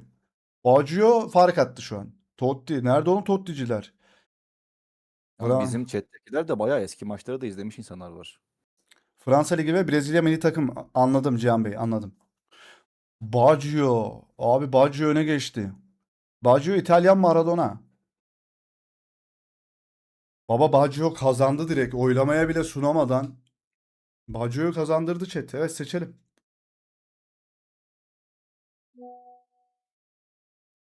Bu ne ya? Evet, Virgil van Dijk mı Zinedine Zidane mı arkadaşlar? Yani ya defansla falan karşılaştırsa çok güzel olurmuş işte ya. Zidane geldi, Zidane. Zidane 3 oldu. Hiç defansımız yok ama şu an. Abi ikisi de çok güzel isimler ama birisinin ismi çok ağır basıyor. Evet, Zizou. Değil mi? Çok ismi çok ağır basıyor harbiden ya. Hoca Zidane. Oylamaya gerek yok. Evet, seçelim ya. Yazık oldu Van Dijk'a. Evet, kötü bir yani zor bir rakiple. Miroslav Klose, Marco van Basten. Bak, nostalji yapmayın ama. Bugüne kadar, hatta 2 gün öncesine kadar Dünya Kupası'nın en çok gol atan oyuncusu Miroslav Klose'ydi bu arada. Van Dijk beni PES'te hiç yarı yolda bırakmadı. İşte bu. Van Basten. Klose net, Basten.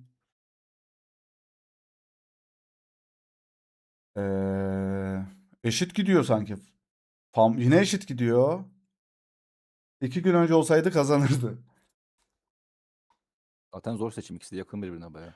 İkisi de forvet sonuçta. Van Basten vuruşu diye bir şey var dünyada ama Miroslav Klose'nin de gol sonrası taklaları, bir sürü golü var. Klose düz topçu, Van Basten. Klose son vuruşu harikaydı. Van Basten çok izlemedim. Van Basten iyiydi ya. Canlı olarak ben de izlemedim ama bir sürü klibini izledik tabii. Van Basten tabii ki efsane. Milan'ı izleyenler, izlemeyenler bilmez. Dünya Kupası oyuncusu Klose hocam ligde yok. Evet, Dünya Kupası'nda hep etki ediyordu ama ya. Klose. Abi eşit ya, bu da eşit. Klose düz topçu. Ne yapacağız, bunu da sunalım mı? Anket yapalım Oynama mı? buna da zor gibi. Vallahi seç bakalım. Klose yani kapalı. Van Basten. Evet.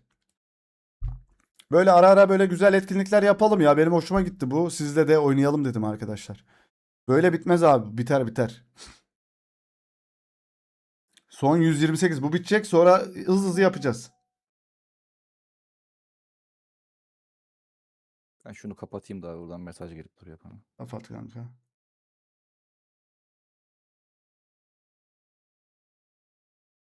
Evet. Bitiriyorum abi. Hemen seçelim. Anketi sonlandırdım. Van Basten'i seçelim hemen hızlıca abi. Hızlandıralım, doğru. Seçelim. Burada mıyız? Alo. Abi. Van Basten'i seçtik. Eusebio mu yoksa Manuel Neuer mi? Çok saçma karşılaştırma geldi yine. Eusebio mu arkadaşlar? Manuel Neuer mi? Casillas'la da karşılaştırabileceğiniz bir kaleci olur kendisi. Eusebio da tabii ki de efsane bir futbolcu. Eusebio geldi. Hemen şöyle hızlı hızlı akarsa chat ben hemen seçeceğim arkadaşlar. Çok geç yazıyorsunuz. Eusebio 2 oldu abi. Böyle 10-15 yap görsem yeter. Neuer abi. Eusebio izlemedim ki. Neuer 2 oldu. Eusebio. Neuer. Nerede daha geldi? Neuer. Ee, Ronaldo da Eusebio'nun rekorunu kırdı geçen gün. Hüseyin kim ya? Neuer öne geçti abi. Neuer'i seçelim. Eusebio karşısında Neuer'i seçtiniz. Püh. Romario mu? Mihail Ballack mı arkadaşlar? Seçelim. Bayağı Eusebio çok Alman. Eusebio Dinozor Ligi'nde oynamış diyor ya. Zabıta Bellingham. Var ya sen. Romario'lar akıyor. Romario Çaycı Hüseyin. Orhan. Romario'yu seçelim abi. Evet, chat. Böyle hızlı kimin ismini çok görürsem onu seçeceğiz. Edgar Davids mi? Edgar Davids mi bu arada ismi? Valderrama bu kim abi? Valderrama. Kimdir bu? Voldemort. Saçları yakıyor. İkisini de tanımıyorum. Ay, Edgar Davids'i de tanımıyor musun ya? Davids. Gözlüğü yeter ya. Edgar Davids. Davids çok epik. Valderrama. Pitbull Davids seçelim abi. Edgar Davids. Mario Götze mi? Josef. Nasıl sokmuş? Mario Götze'nin Dünya Kupası var. Ballon d'Or'u yok. Yok. Dünya Kupası var. Ronaldinho geldi. Tırt. Ronaldinho mu? Davids'i ben izledim ya. Ben de bilmiyorum kim valla. Kupa kaldırıyor ama kupa yok mesela elinde. Niye yok? Uzaylı kupası mı? Butona benziyor. Evet. İkisini de seçmiyorum. Köfte kim la? Köfte demekmiş. Götze. Götze bu arada idol demekmiş. Seçelim abi Götze'yi. Puyol mu Pogba mı abi? Bence chat kültürlüdür, burada doğru Abi olabilir. Müller geldi. Hocam yayın çok geride senin. Puyol geldi. Çok kısa bir stoper ama efsane kendisi. Puyol. 3-4 Puyol gördüm. Paul Pogba'nın da prime'ını hatırlayalım ona göre. Tabii ki Puyol. Puyollar geliyor. Puyol abi seç. Goretzka mı yoksa Pep Guardiola mı? Gu- Topçuluğunu yorumlayalım bu arada. evet, Guardiola'nın topçuluğu sizce nasıldı, futbolculuğu? Arkadaş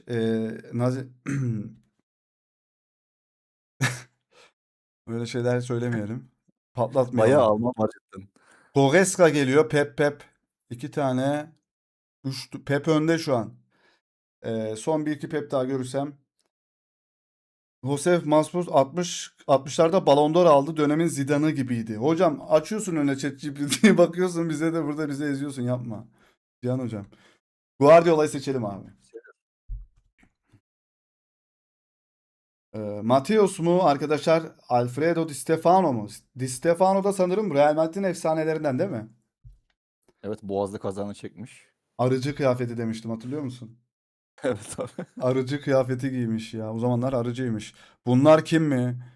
Yapma hocam. Birisi 1985 buçuklarda Ballon d'Or aldı. Ötekisi de Panenka attı. Panenka attı. Stefano, Mateus 2 oldu. Mateus önde. Oğlum, Real Madrid'in efsanesini yiyorsunuz. Dayı epey efsane sanırım. Mateus geldi. Mataus. Mataus. Atos bayağı önde. Arkadaşlar Salih'e destek verin. Adam o kadar hazırlanıyor. Salih'in gülüş. Deme öyle, efsanelerden sayılır. Bilmemek senin hatan. Çıktım takipten. Çıkabilirsin hocam. Bay bay. Kendine iyi bak. Mateus. Mateus. Seçelim abi. Lotar'ı seçelim. Mesut Özil mi Peter Cech mi arkadaşlar? Kalecimiz ne vardı? Ee, Casillas'ımız var. Neuer var. Kaleciye gerek var mı? Bir Mesut Özil var. Hadi bakalım. Ben Salih Dinyo'yu seçiyorum. Peter Cech. İlk Türklü Ya arkadaşlar kaleci. öyle tipler izlemesin beni ya. Onun egosuyla uğraşamayacağım burada. Açmış önüne ChatGPT'yi. Bilmemen, bilmemen, bilmemen. Özil.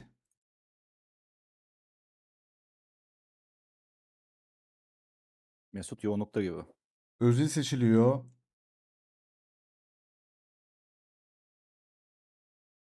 Ferdi Karakoç. Teşekkürler hocam. Eyvallah. Sağ olun desteğiniz için. Mesut'u seçelim abi. Evet. Evet. Oo. Robin van Persie mi Lewandowski mi arkadaşlar? Seç bakalım. Hangisi daha iyi?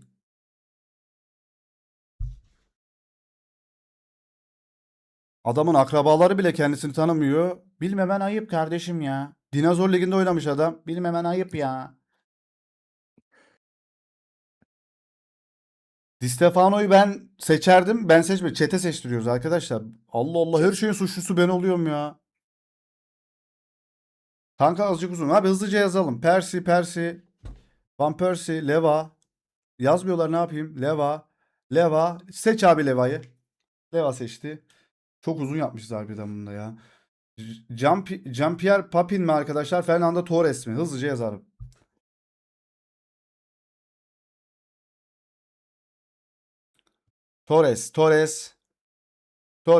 Torres. Seç abi Torres'i. Ronaldo Nazario. Nazario mu? Bebeto mu arkadaşlar? Bebeto değil mi? Hemen seçelim.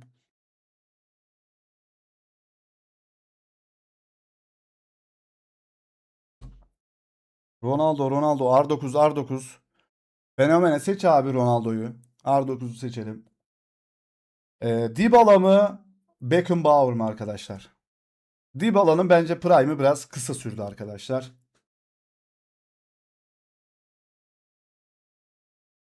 Frans. Beckenbauer seçelim abi. Ee, Ah. Mbappe mi Hazard mı arkadaşlar? Mbappe mi Hazard mı? أنا مرض أنا مرض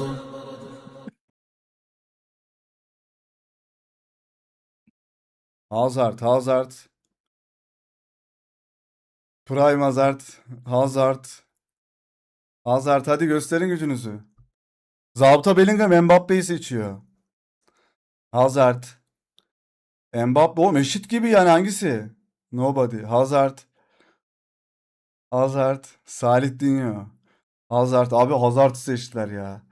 Mbappe'yi seçmeyenlerin can güvenliğini garanti etmiyoruz arkadaşlar. Dikkat edin müzikte çaldı bak söyleyeyim.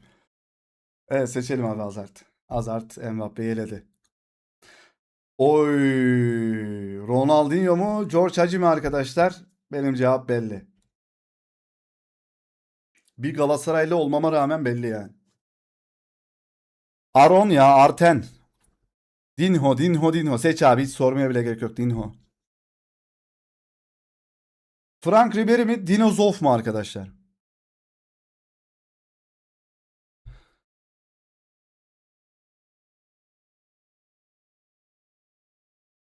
Ya Cihan hadi güle güle kardeşim sen dolu yerleriz hadi.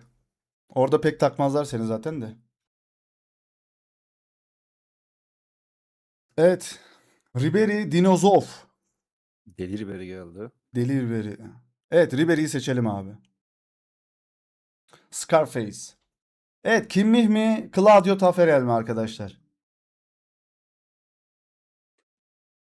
Ya bak bir de küfür ediyor. Şimdi yatıracağım 7 ceddini de seni Nerede şuradan acaba? 24 saat engelleyip seni. Eşek herif.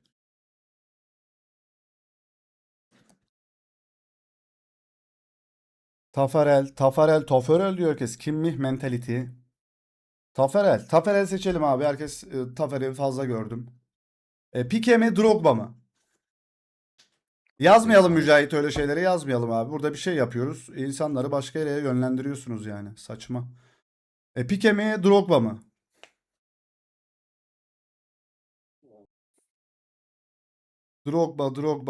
Drogba'yı seçelim abi. Angel Di Maria, Sokrates yazar değil mi abi? Bilmiyorum ya Cihan. Sokrates'i yazar diye biliyordum. Di Maria mı Sokrates mi abi? Evet, Di Maria. Di Maria'yı seçelim abi. Oo. Kaka mı Muhammed Salah mı? Fena eşleşme geldi.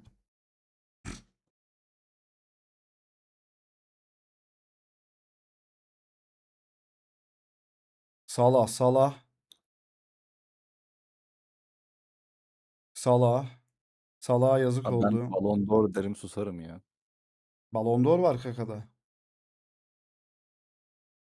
Nostalji yapmasak bile bana soruyorsanız ben Kaka derim bu arada. Adam Milan'ı yıllarca nerelere götürdü ya. Şu an Milan'ı haline bakın. Ben Kaka seçerdim. Ricardo, Isaacson, Dos Santos, Leite Kaka'yı seçerdim. Kaka sonbahar demekmiş lan bu arada. Salah diyorlar. Salah. Salah daha fazla. Salah'ı seçelim. Chat'te Salah daha fazla. Gianluigi Buffon mu? Essien mi arkadaşlar?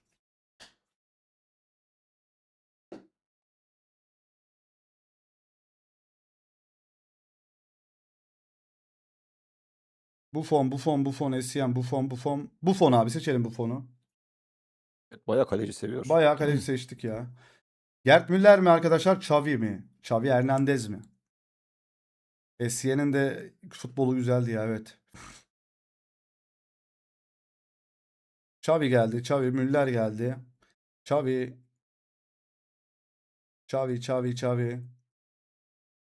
Xavi seçelim abi.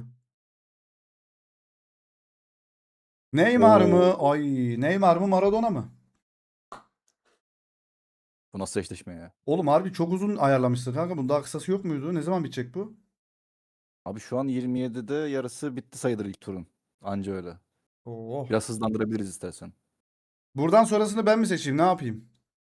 Maradona'yı seçelim abi. Maradona yazıyor chat. Schneider mi? Puskás mı?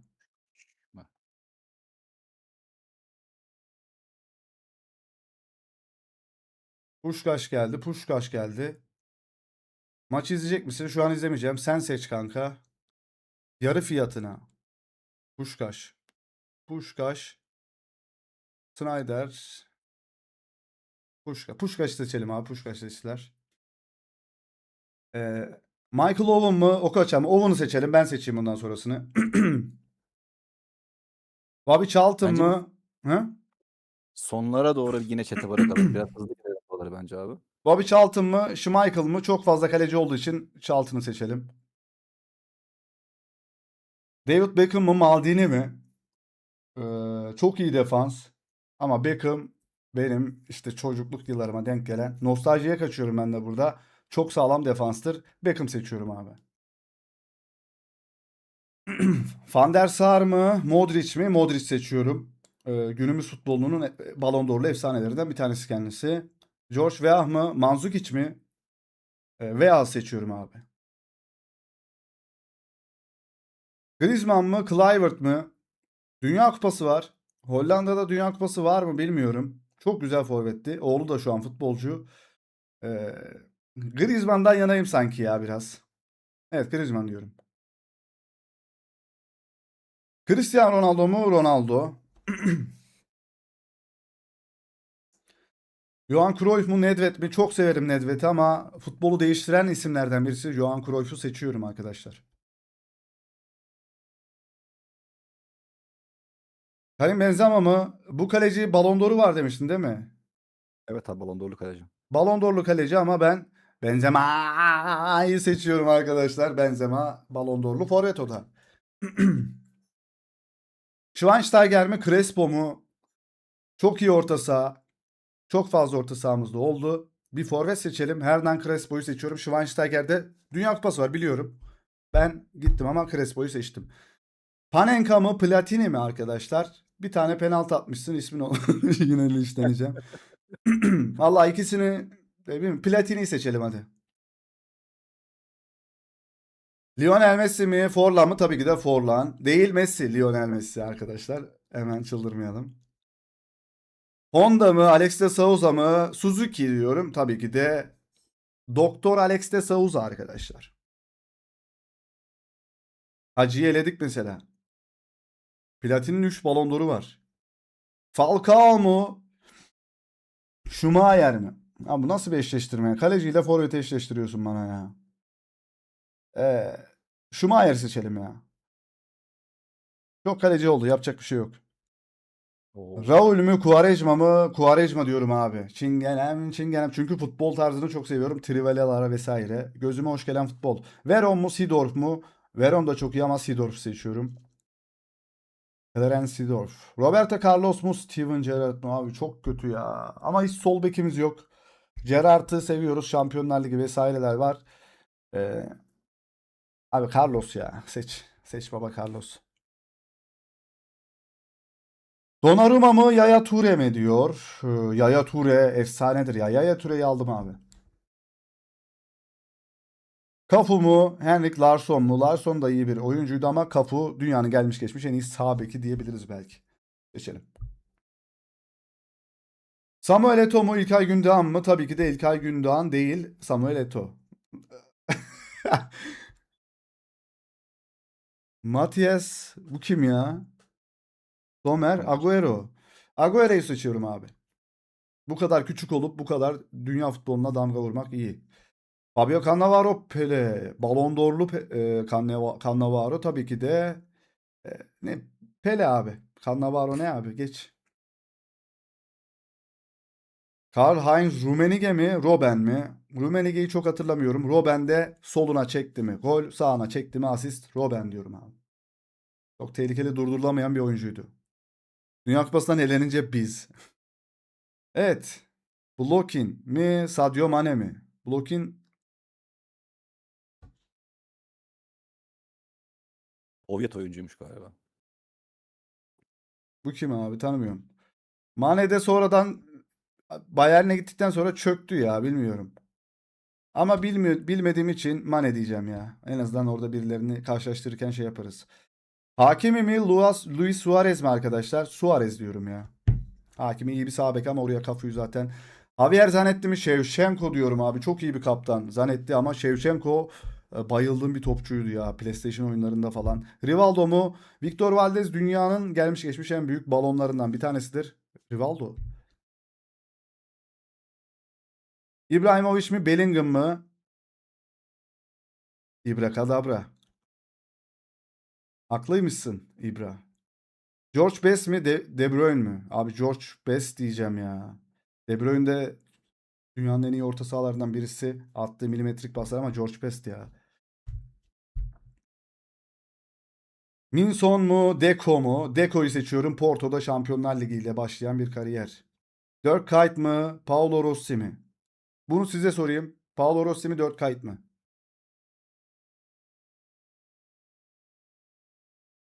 Bu bitmez acı herhalde ya. Niye bu kadar uzun seçtik bunu?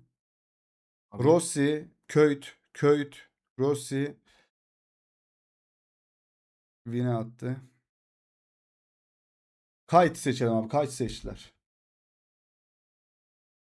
Bale mı Ramos mu? Baba Ramos diyorum ya. Sen Bale olduğunu biliyorum. Furkan. abi beni burada kaybettin.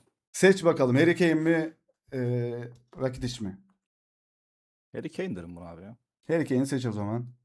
Bir sen seç bir ben seçeyim. Buradan sonra biz götürelim. Thierry Henry diyorum abi direkt. Henry'ciğim. Ben buna Casillas derim abi. Ayda.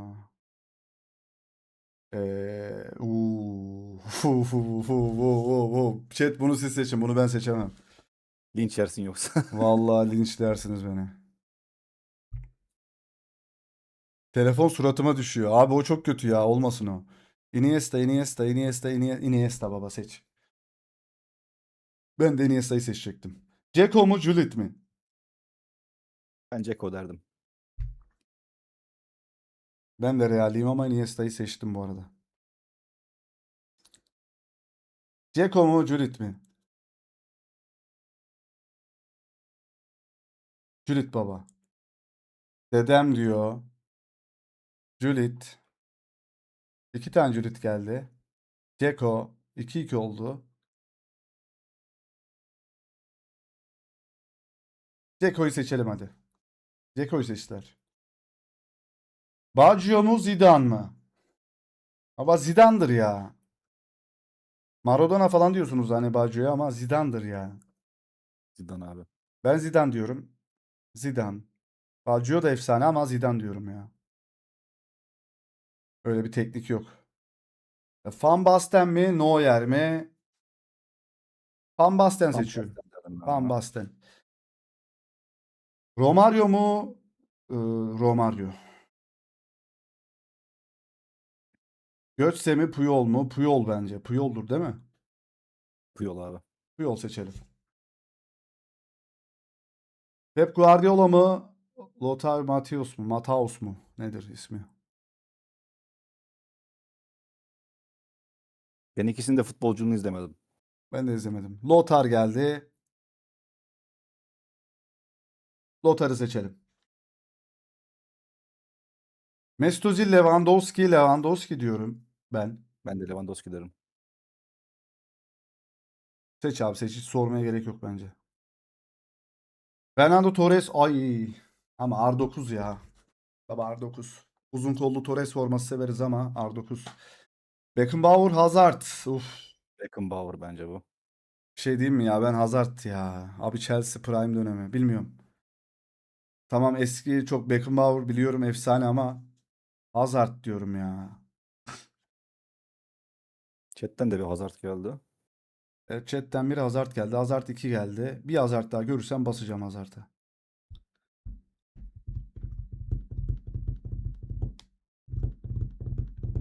Hadi chat uyumayın. Hazard abi. Mozart yazmışmış. Baba Ronaldinho. Hiç bana sorma. Tafarel mi Drogba mı? Drogba derdim ben buna. Tafarel mi Drogba mı çabuk. Tüm zamanlara göre Afrikalıların Hazard hepsi, olamaz. He? bütün Afrikalıların idolü Drogba. Drogba baba evet. Di Maria mı Salah mı? Burada Salah'ı seçersiniz. Kimi elemişti Salah? İyi. Salah Kaka'yı elemişti abi. Kaka'yı elediyse onu elesin zaten. Salah'ı seçelim abi. Kaka'yı eleyen herkes eler. Gianluigi Buffon Xavi. Üf. Fena eşleşme. Çok mu var daha? Şu an azaldı. Yarısından çoğu bitti yani. 38 dakikadır yapıyoruz bak bunu. Xavi abi. Maradona mı? Maradona abi. Owen mı? Bobby Charlton mı? Bobby Charlton'dır ya. İngilizlerin efsanesi. Beckham mı Modric mi? Allah Allah çok kötü soru. Ben buna Modric derim abi. Modric deriz çünkü Ballon d'Or'u var. Beckham'ın Ballon d'Or'u var mı hatırlamıyorum ama. Luka. Beckham geldi. Vallahi çok zor. Modric 2. Modric 2 gördük. Modric'i seçelim abi. Veya mı Griezmann mı? Sen seç kanka. Ve derim abi ben buna. Seç bakalım. Baba Ronaldo ya. Cruyff'u seviyoruz. Biliyoruz efsane değiştirdi futbolu. Abi Benzema'dır ya. Abi Messi. Platini'dir ya. Ama 3 tane Ballon d'Or'u var. Messi Messi. Bunda 5 var abi. Evet. O uzaylı. Alex diyelim ya. Schumacher okey de Alex'i seviyorum ya. Uf. Çok zor. Seedorf'tur ya. Bana sorarsan Quaresma. Ben çünkü göze hoş gelen futbolu sevdiğim için. Joga Bonito sevdiğim için. Seedorf da iyi futbolcu. Joga Bonito'yu yansıtır. Ama Quaresma'dır ya. Quaresma abi. Şu 7 geldi. Basıyorum. 8 Ballon d'Or. Carlos mu Yaya Toure mi? Carlos'tur baba. Seçelim bence. Hiç sormayalım. Eto mu Cafu mu? Uf. Defansımız fazla yok bence Cafu Hacı defans. vardı ama Hacı Ronaldinho ile eşleştiği için Ronaldinho'yu seçtim hocam. Ne dedin defans? Hiç defans oyuncumuz neredeyse yok. Bence Cafu temsil etmeli abi. Cafu'yu seçelim abi o zaman. Agüero mu Pele mi? Pele'dir Pele'dir bu ya. ya. Pele'dir abi. Robben mi? Robben'dir. Mane'yi falan geç. Bayern Münih'te. Baba Barış'ta. Şevşenko'dur. Şevşenko'dur. Yapmayın. Oo. Ay ikisine de bayılırım ama İbrahimovic, Joga Bonito bende. Sizi bilmem. Attığı inanılmaz dünya futboluna o inanılmaz goller vardır arkadaşlar. Ben İbrahimovic seçiyorum. Rivaldo efsanedir ama İbrahimovic'ciyim ya. Deco Deco mu? Best. Deco mu Best mi? Bana sorarsan Ben Deco Deco derim derim. buna. Ben de Deco derim çünkü artık çok eskide onlar ya. Biraz nostaljiye kaçar Hani bence Maradona Best. gibi eskilik değil. Best tabii ki de Best ama Deco derim yani ben. Best efsanedir. Deco'yu seçelim abi. Baba Ramos'tur ya. Henry'dir bu. Henry'dir abi. Geçelim. Iniesta derim ben buna. Iniesta'dır. Son 16. Zidane'dır abi. Dedem güle güle dedem. Kötü eşleşme. Uf. Hangisi? Romario'dur herhalde. Romario abi ya. Seçelim abi Romario'yu. Puyol'dur bence. Puyol'dur abi. Tamam Mataus neyse ismi. R9. R9. R9 bende. Pardon. Hazart'ım geçmiş olsun kardeşim. Seviyoruz seni. 3 evetle 3 hayırla uğurluyoruz abicim. Ronaldinho'cuyuz. Finali zaten Ronaldinho şeye kalınca falan sıra bırakacağım ben. Ee, evet. Afrika. Bence bu Drogba'dır ama bence bunu şeye bırakalım, çete bırakalım. Chet Salah seçecek ama bence de Drogba'dır ya. Didier çünkü savaşla bitiren bir adamdır ya. Abi adam savaş bitiren adamdır. Futbolu daha tüm Afrikalılara örnektir. Salah Salah. geliyor. Salah seçelim abi. Tamam. Chet seçmiyor. Maradona'dır bu. Maradona abi. Modric derdim. Seçelim abi Modric'i. Güncellerden alalım biraz. Ronaldo'dur R9. abi. Ronaldo'dur abi. Benzemedi. Messi'dir abi. Oo, Ay bence bunu çete bırakalım. Hayır, ayak yoksa. görüşürüz. Görüşürüz. Bay bay. Ben buna hiçbir şekilde oy kullanmıyorum. Siz de ya Fenerbahçeli çoktur şimdi burada. Alex seçerler. Q7 geldi. 1. Kral X. 2. 1-1. 1-1. 3. Ne oluyor? 3-1. 3-1, 4-1. 4-2. Doktor diyor Alex yani. 5-1. 5-3. Quaresma. 6-3. 6-3. Baba 6-3. Bitiyor. 3. 2. 1. Seç baba Quaresma'yı. Elettiniz lan Alex'i. Beşiktaşlar kazandı. Baba İki defans. kafa okey de Carlos'tur ya. Bilmiyorum. Carlos başka bir şey. Bir de O. Carlos'tur bu. Seçtim abi. Kafa inanılmazdır ama artık finale doğru geliyoruz. Pele'dir. Kırdığı rekorlarla. Oo. Baba ne oluyor? Milan Ama formalarıyla ben geldiler. İbrahimovic'in çalım yeteneğini de ekstra katarak Şevçenko çok iyi golcü. Ben İbrahimovic'i seçiyorum abi. Biz şu an kaçtayız? Kaç takım, kaç oyuncu kaldı? Abi son 8'e geçiyoruz. Ramos seçelim abi bence. Buradan sonra sizde abi. Hemen hızlı hızlı yazalım ama bitsin çünkü 44 dakika oldu.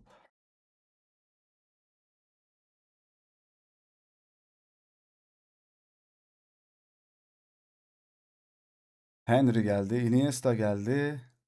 1-1. Şuralarda yavaşlayalım Salih. Iniesta 2-1. Iniesta 3-1. 5 olursa Iniesta kazandıralım Iniesta'ya.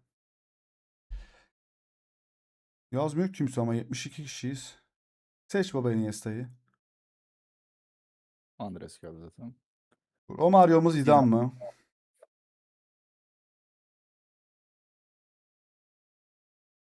İyi geceler. Soru neydi? Yeni katıldım. Hocam en iyi futbolcuyu seçiyoruz sırayla. Zidane geldi. Zidane tartışmaya kapalı. Seçelim abi Zidane. Puyol Oo. mu? R9 mu? R9'dur ya. Haiti gol atmış. Geçmiş olsun bize. R9 seçelim ya. Bence R9. Oo. Çete de sormuyorum Ronaldinho abi. Chat'e sorarsan sıkıntı gibi. Evet. Çete sormuyorum. Maradona mı Modric mi? Baba Maradona'dır ya herhalde. Maradona'dır. Dünya kupamız var çünkü. Devam. Oo. Baba ne diyorsunuz? Buna anket açılır ya. Vay. Ee, keçi kapışma. Erken final. Ronaldo 7, Messi 10. Bakalım chat'te Messi'ci mi daha çok Ronaldo'cu mu? Abi böyle rezil olunmaz be. Evet, anketi oluşturdum. Ankete katılalım bunda çünkü sıkıntı. Keçiler geldi, yapacak bir şey yok. Keçi kimdir? Erken final. Listine olan tavrından dolayı yedi. Şerefsizler bizi rezil ettiler. Ronaldo önde. Ronaldo feci bir şekilde önde gidiyor arkadaşlar, söyleyeyim. Oylamada Ronaldo yardırıyor. Messi yetişti biraz. Eşitliyor Messi. Ronaldo'cular neredesiniz? Messi'ciler uyanın. Abi ben Sadio Mane'ciyim, yok. Bayern Münih'e gidince tutunamadı abi. Ronaldo önde, bitireceğim arkadaşlar. 10, 9, 8, 7, 6, 5, 4, 3, 2, 1, 0. Evet, Ronaldo kazanıyor arkadaşlar. Böyle Keçimiz oldu. anketi sonlandırayım. En sonunu size bırakacağım. Bana göre Ronaldinho. 14 oy. Ronaldo %57 ile kazanıyor. Çok yakındı. Evet. Quaresma mı Carlos mu? Bana sorarsan Quaresma, sizi sorarsanız Carlos Bence geliyor. Carlos. Ben iyi futbol yani Joga Bonito'dan bahsediyorum. Roberto Carlos da öyledir. Ama İlhan Mansız'dan da güzel bir çalım yemiştir. Q7 Carlos. Carlos. Tamam. Sadio Mane senin en sevdiğin oyuncu. Okey. Tamam, anladım. Saygı duyuyorum abi. Adam seviyor olabilir yani, bir şey diyemem ki. Kovarejma mı yoğunlukta gibi abi. Carlos geldi. Eşit şu an. Hatta Carlos beraberlik Q7 geldi. İki kez yazdı Q7'yi birisi. Vinicius 2.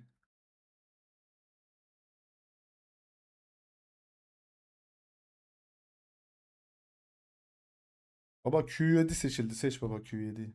Yapacak bir şey yok. Ee, bir şey diyeyim mi? Beni linçleyeceksiniz ama bana sorarsanız İbrahimovic, sizi bilmiyorum. Bana sorarsanız ben İbrahimovic abi. Pele geldi. Zlatan. Haksızlık kim ya? Pele izlemedik. Ben İbrahimovic'ciyim abi bu konuda. Pele en büyük balon olabilir. Hayda. Pele kim? Vinicius. Ronaldo diyorlar. Ronaldo yok. Öyle biri yok, öyle biri yok. Baba İbo'yu seç. Ronaldo yok. İbo'yu seçer misin ya? Ben seçiyorum. Ramos Iniesta. Baba Iniesta'dır ya. Ramos'un falan belini çok kırdı. Of. Son 4. Bu ne abi? Seçin abi. Ronaldo mu Zidane mı? Zidane geliyor. Zidane akıyor. Zidane akıyor. Zizou geldi. Zidane geldi. Hep aynı isim yazıyormuş bende geldi derken. Ronaldo geldi. Uyuma. Sıra sana gelecek. Chat. Zidane. Zidane'ı seçelim abi. Zidane seçti chat. Oo. Ne diyorsun abi? Beni biliyorsun abi. Niye 5 kişi yazıyor bir bilsem. Uyuyorlardır. Ben Ronaldinho diyorum. Salettinho ismim oradan. Futbolu sevme sebebim Ronaldinho o yüzden. Maradona gerçekçi olsa hali yok abi. Gerçekçi oluyorum ben Ronaldinho diyorum. Çünkü futbolla dalga geçen bir adam gerçekten benim gözümde inanılmaz bir şeydir. Ya mahalle maçında takılır gibi takılıp gitti adam her yerde ya. Ronaldinho Çocukluğundan havalı. beri. Maradona diyebilirsiniz abi. Bu arada Maradona dünyanın en iyilerinden birisi ama bana kalırsa Ronaldinho. Ben sizi bilmiyorum. Ronaldinho fazla geliyor bu arada. Maradona silinir gibi top silindir gibi top sürerdi. Salih Dünya da Ronaldinho Napoli'yi şampiyon yapmış adam. Olabilir. Salih senden dolayı Ronaldinho yoksa ikisinde karakter yoksun topçuydu. Abi niye öyle diyorsun ya? Öyle deme ya.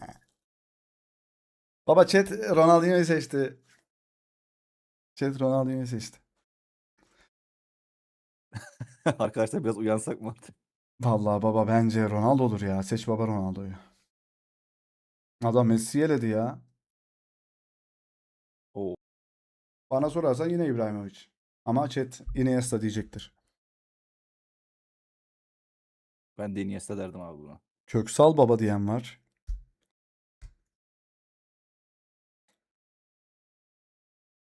CR7 elenir büyük ihtimalle Ronaldinho diyor. Iniesta geldi. 3 tane Iniesta seçelim abi Iniesta'yı.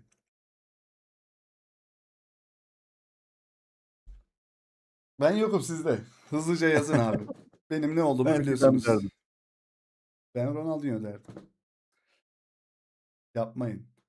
Yapmayın. Yapmayın. Elemeyin beni. Yapmayın Abi sizi ama. elediler. Yapmayın. Yazıklar olsun ya. Hepinizi futboldan anlıyor zannediyordum. Siz beni kandırdınız. Biraz araştırın. Kim bu? Az önceki arkadaş taklit. Abonelikten çık bence abi. Abonelikten çıktım hepinizden. Aron geri döndüm ama geri gidiyorum. Aron geri gidiyorum. Arten. Ronaldinho geri gidiyorum. Ne kadar çok sevsem de Zizou diyor arkadaşlar. Ben Ronaldinho'yu seçiyorum. Siz Zidane'ı seçtiniz. Zidane'ı seçelim. Chat haklıdır. Boynumuz kıldan incedir. Ronaldo mu Iniesta mı? Baba Ronaldo'dur ya. Yapmayalım. Yapmayalım. Vay be Ronaldinho mu elediniz lan? DR7'yi seçelim abi. Iniesta diyen var. Bu final mi bu arada? Yarı final. Bundan sonraki final abi. Şu an yarı finaldeyiz. Iniesta diyorlar ya oğlum yapmayın Messi'ciler. İkiye CR7. yakın aslında. Cristiano Dos Santos Aveiro. Aron kazanacaktı. Kazandırmadılar abi yapacak bir şey yok. Iniesta ya. Şu an 3-2 Ronaldo gibi. 3-2 Ronaldo önde. Son bir oy daha. Ya 4-2 ya 3-3 olacak. Uyuyor ki herkes ya. Chat Uyan uyumuş. lan. Ronaldo seç abi. Doğukan yazdı. Final.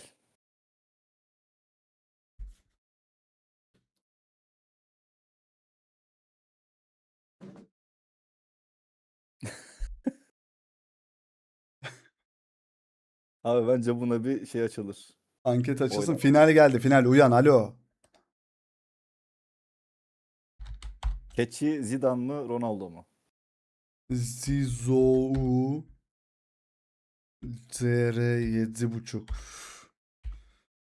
7,5.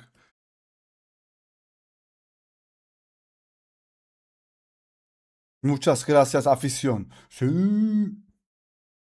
Bence Sergen Yalçın da geldi. Evet, anket başladı. CR 7,5 mu, Zizou mu arkadaşlar? Final. Abi Ronaldo'nun Denizli'ye attığı golü var mı? Bence o da Evet. Sergen'dir. Denizli'nin Ronaldo'ya attığı gol var mı? Onu bir düşünün. Sergen mi, Maradona mı? Baki Mercimek tabii ki de. CR7 komple bir oyuncu diyor. Evet. 5, 4, 3, 2, 1, 0. Anketi bitiriyorum ve kazananı Ronaldo seçiyor chat arkadaşlar. Sü, muchas gracias afición. Sü. Oğlum saat 1.30 olmuş. Baki Mercimek kim? Ronaldo arkadaşlar bizim chatimizin kazananı oluyor. Gönül isterdi Ronaldinho kazansın. Ronaldinho'yu kazandırsın bizim chat ama İlk günden bizi terk ettiler ilk yarışmadan. Pekala. Evet, teşekkürler dostlar. İyi bir uzun süren bir oylama oldu ama bir dahakine böyle kısa tutarız. Çok uzun oldu. İlk defa böyle bir şey yapıyoruz. O yüzden bu kadar uzun olmuş olabilir. Bilmiyorduk bu kadar uzun süreceğini. Tam 55 dakika sürmüş video çekiyordum çünkü. Videoyu da durdurdum. Bunu YouTube'a atabiliriz belki, bilmiyorum. Çok uzun ama. Bir saatten az oldu yine. Keseceğiz tabii ki de bazı yerleri.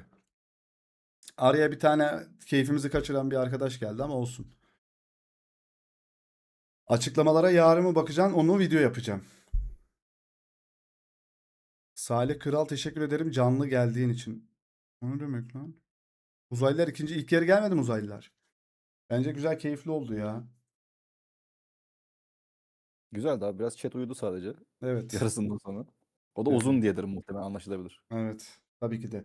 Ya normalde bunun bir 15 dakika falan sürse yeterliydi aslında. Canlı yayın low. Ara sıra yapalım böyle say. Yapalım yapalım. Evet yaptık. Herkes de kaçtı ya. Sıkıldı insan. Çok uzundu. Bunu biraz kısa tutup güzel bir şekilde yapabiliriz. İlk deneyimimiz tabii ki de. Ee, Açıklamaları yarın okuyalım. Ya videoda okuyayım. Videoda izleyin, hem videoda eleştiririm. Yani tepkilerimi veririm videoda. Yorumları merak edenler de arkadaşlar yarınki videoda izleyebilir. Şimdi açıklamaları video yapacağım. Bakalım.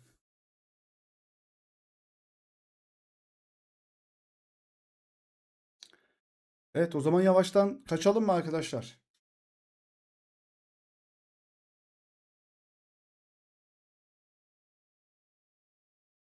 En overrated futbolcuyu seçelim. Evet, onları da yapalım. Hepsini yaparız zamanla ya. En balon. En balon, en duba. UFO'ları bekleyelim. ZR7. ZR7 kazandı. Severiz Ronaldo'yu. Ronaldo'nun kuzeni geldi galiba. Şu Bir an şey bayağı sevin. diyeceğim. Messi kime elendiydi? Ronaldo'ya mı elendiydi? Doğru. Ronaldo Erken Messi'yi final bu arada. eleyerek geldi. Evet, finale.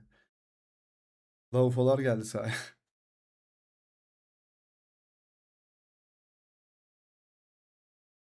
En öfkeli falan katalog çok. Evet, hepsini yaparız ya. En En o öfkeli de ben Felipe Melo'yu yazarım abi. sahaya gerçekten UFO geldi. Ne diyorsunuz ya? En overrated milli takımı seçelim. Hepsini seçeceğiz. Hepsini yaparız arkadaşlar. Buradayız. Uzun zamanlar burada Abi bence olmaya. en overrated milli takımı seçmeyelim. Sıkıntı gelebilir başımıza. En balon. Zidane teknik. Hocam çok geride ya çocuk. Arkadaş.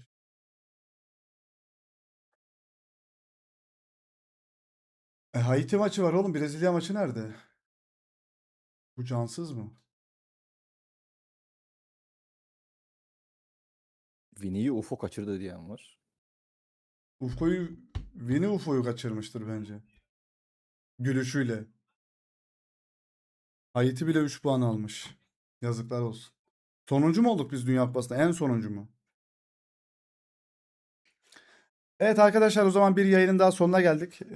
Görüşmek üzere. Güzel bir yayın oldu. Ben keyif aldım. Sonlara doğru az kişi de olsa. Abi niye geride kalıyorum? Çünkü yayını yenilemen lazım. Bazen reklam girince yayınınız geride kalıyor. Yayını yenilemeniz lazım. Yenile diyeceksin ya da gir çık yapacaksın, düzelir. Sondan birinci olduk. İnanılmaz. Yarın ne olur, ben yine de güveniyorum diyeceğim de Montella varken hiçbir şeye güvenemiyorum. Garip. ABD az kadroyla çıkacak. Rotasyonlu çıkmayacak. Açıkladı adamlar zaten. Pulisic falan da oynuyor.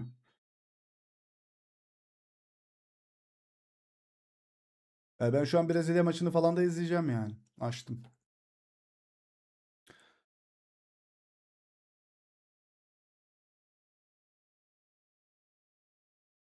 4 dakika sonra UFO'lar geliyor. UFO'ları mı bekleyelim?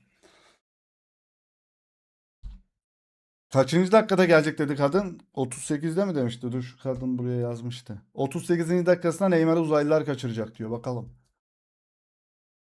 Yoksa bir şov mu var Dünya Kupası'nda? Su molası mı gelecek? Kaçta geliyordu su molası? Su molasını alıp götürüyorlar değil mi? Aynen.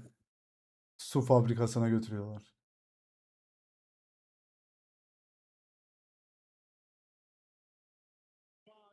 İkinci yarının mı? Ha, ikinci yarının 38. dakikasında. O zaman görüşürüz arkadaşlar. Dakika 22 dakika 68. dakika. O zaman arkadaşlar gidiyorum. Kendinize iyi bakın. Allah'a emanet. İyi bir yayın oldu bence. Hoşuma gitti benim. Bay bay. Teşekkür ediyoruz bizleri izlediğiniz için. Bay bayın. Eline emeğine sağlık. Teşekkürler Mehmet Bey. Furkancığım teşekkürler. Senin de moderatörlüğün ve katılımın için teşekkür ediyoruz. Ara ara alırız Furkan'ı ya. Hatta sürekli de alabiliriz Furkan'ı. Abi sağ ol, hakkını helal et. Sen de hakkını helal et. Los Blancos. Yani Real Madrid. Çok emek veriyorsun. Sağ olasın, sağ olasın hocam. Neymar'ın dizini kaçırdılar. Sizleri de böyle canlı yayına sesli olarak almayı düşünüyorum arkadaşlar. Öncelik olarak katıl alanlara, onlara öncelik olsun diye arkadaşlar. Onun dışında herkese almaya çalışırız. Bay bay. Allah'a emanet. Maçı izleyelim biz de. Dinlenelim azıcık. Azerbaycan'dan izliyorum seni. Kafaya takma boş insanları. Teşekkürler, teşekkürler. Teşekkürler. Azerbaycan'a selamlar buradan da. Bay bay. Bay bay. Açıklamaları da yorumlayacağım. Yarın öğlen ya da sabah atmış olurum videoyu. İzlersiniz arkadaşlar. Yorumlarımı merak ediyorsanız bakacağız.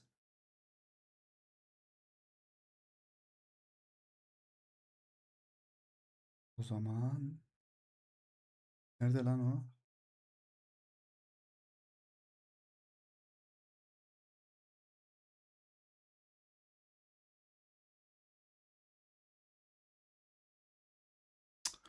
Bulamıyorum ya.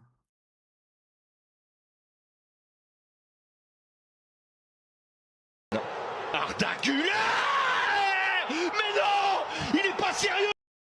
Görüşürüz. Bay bay. Sü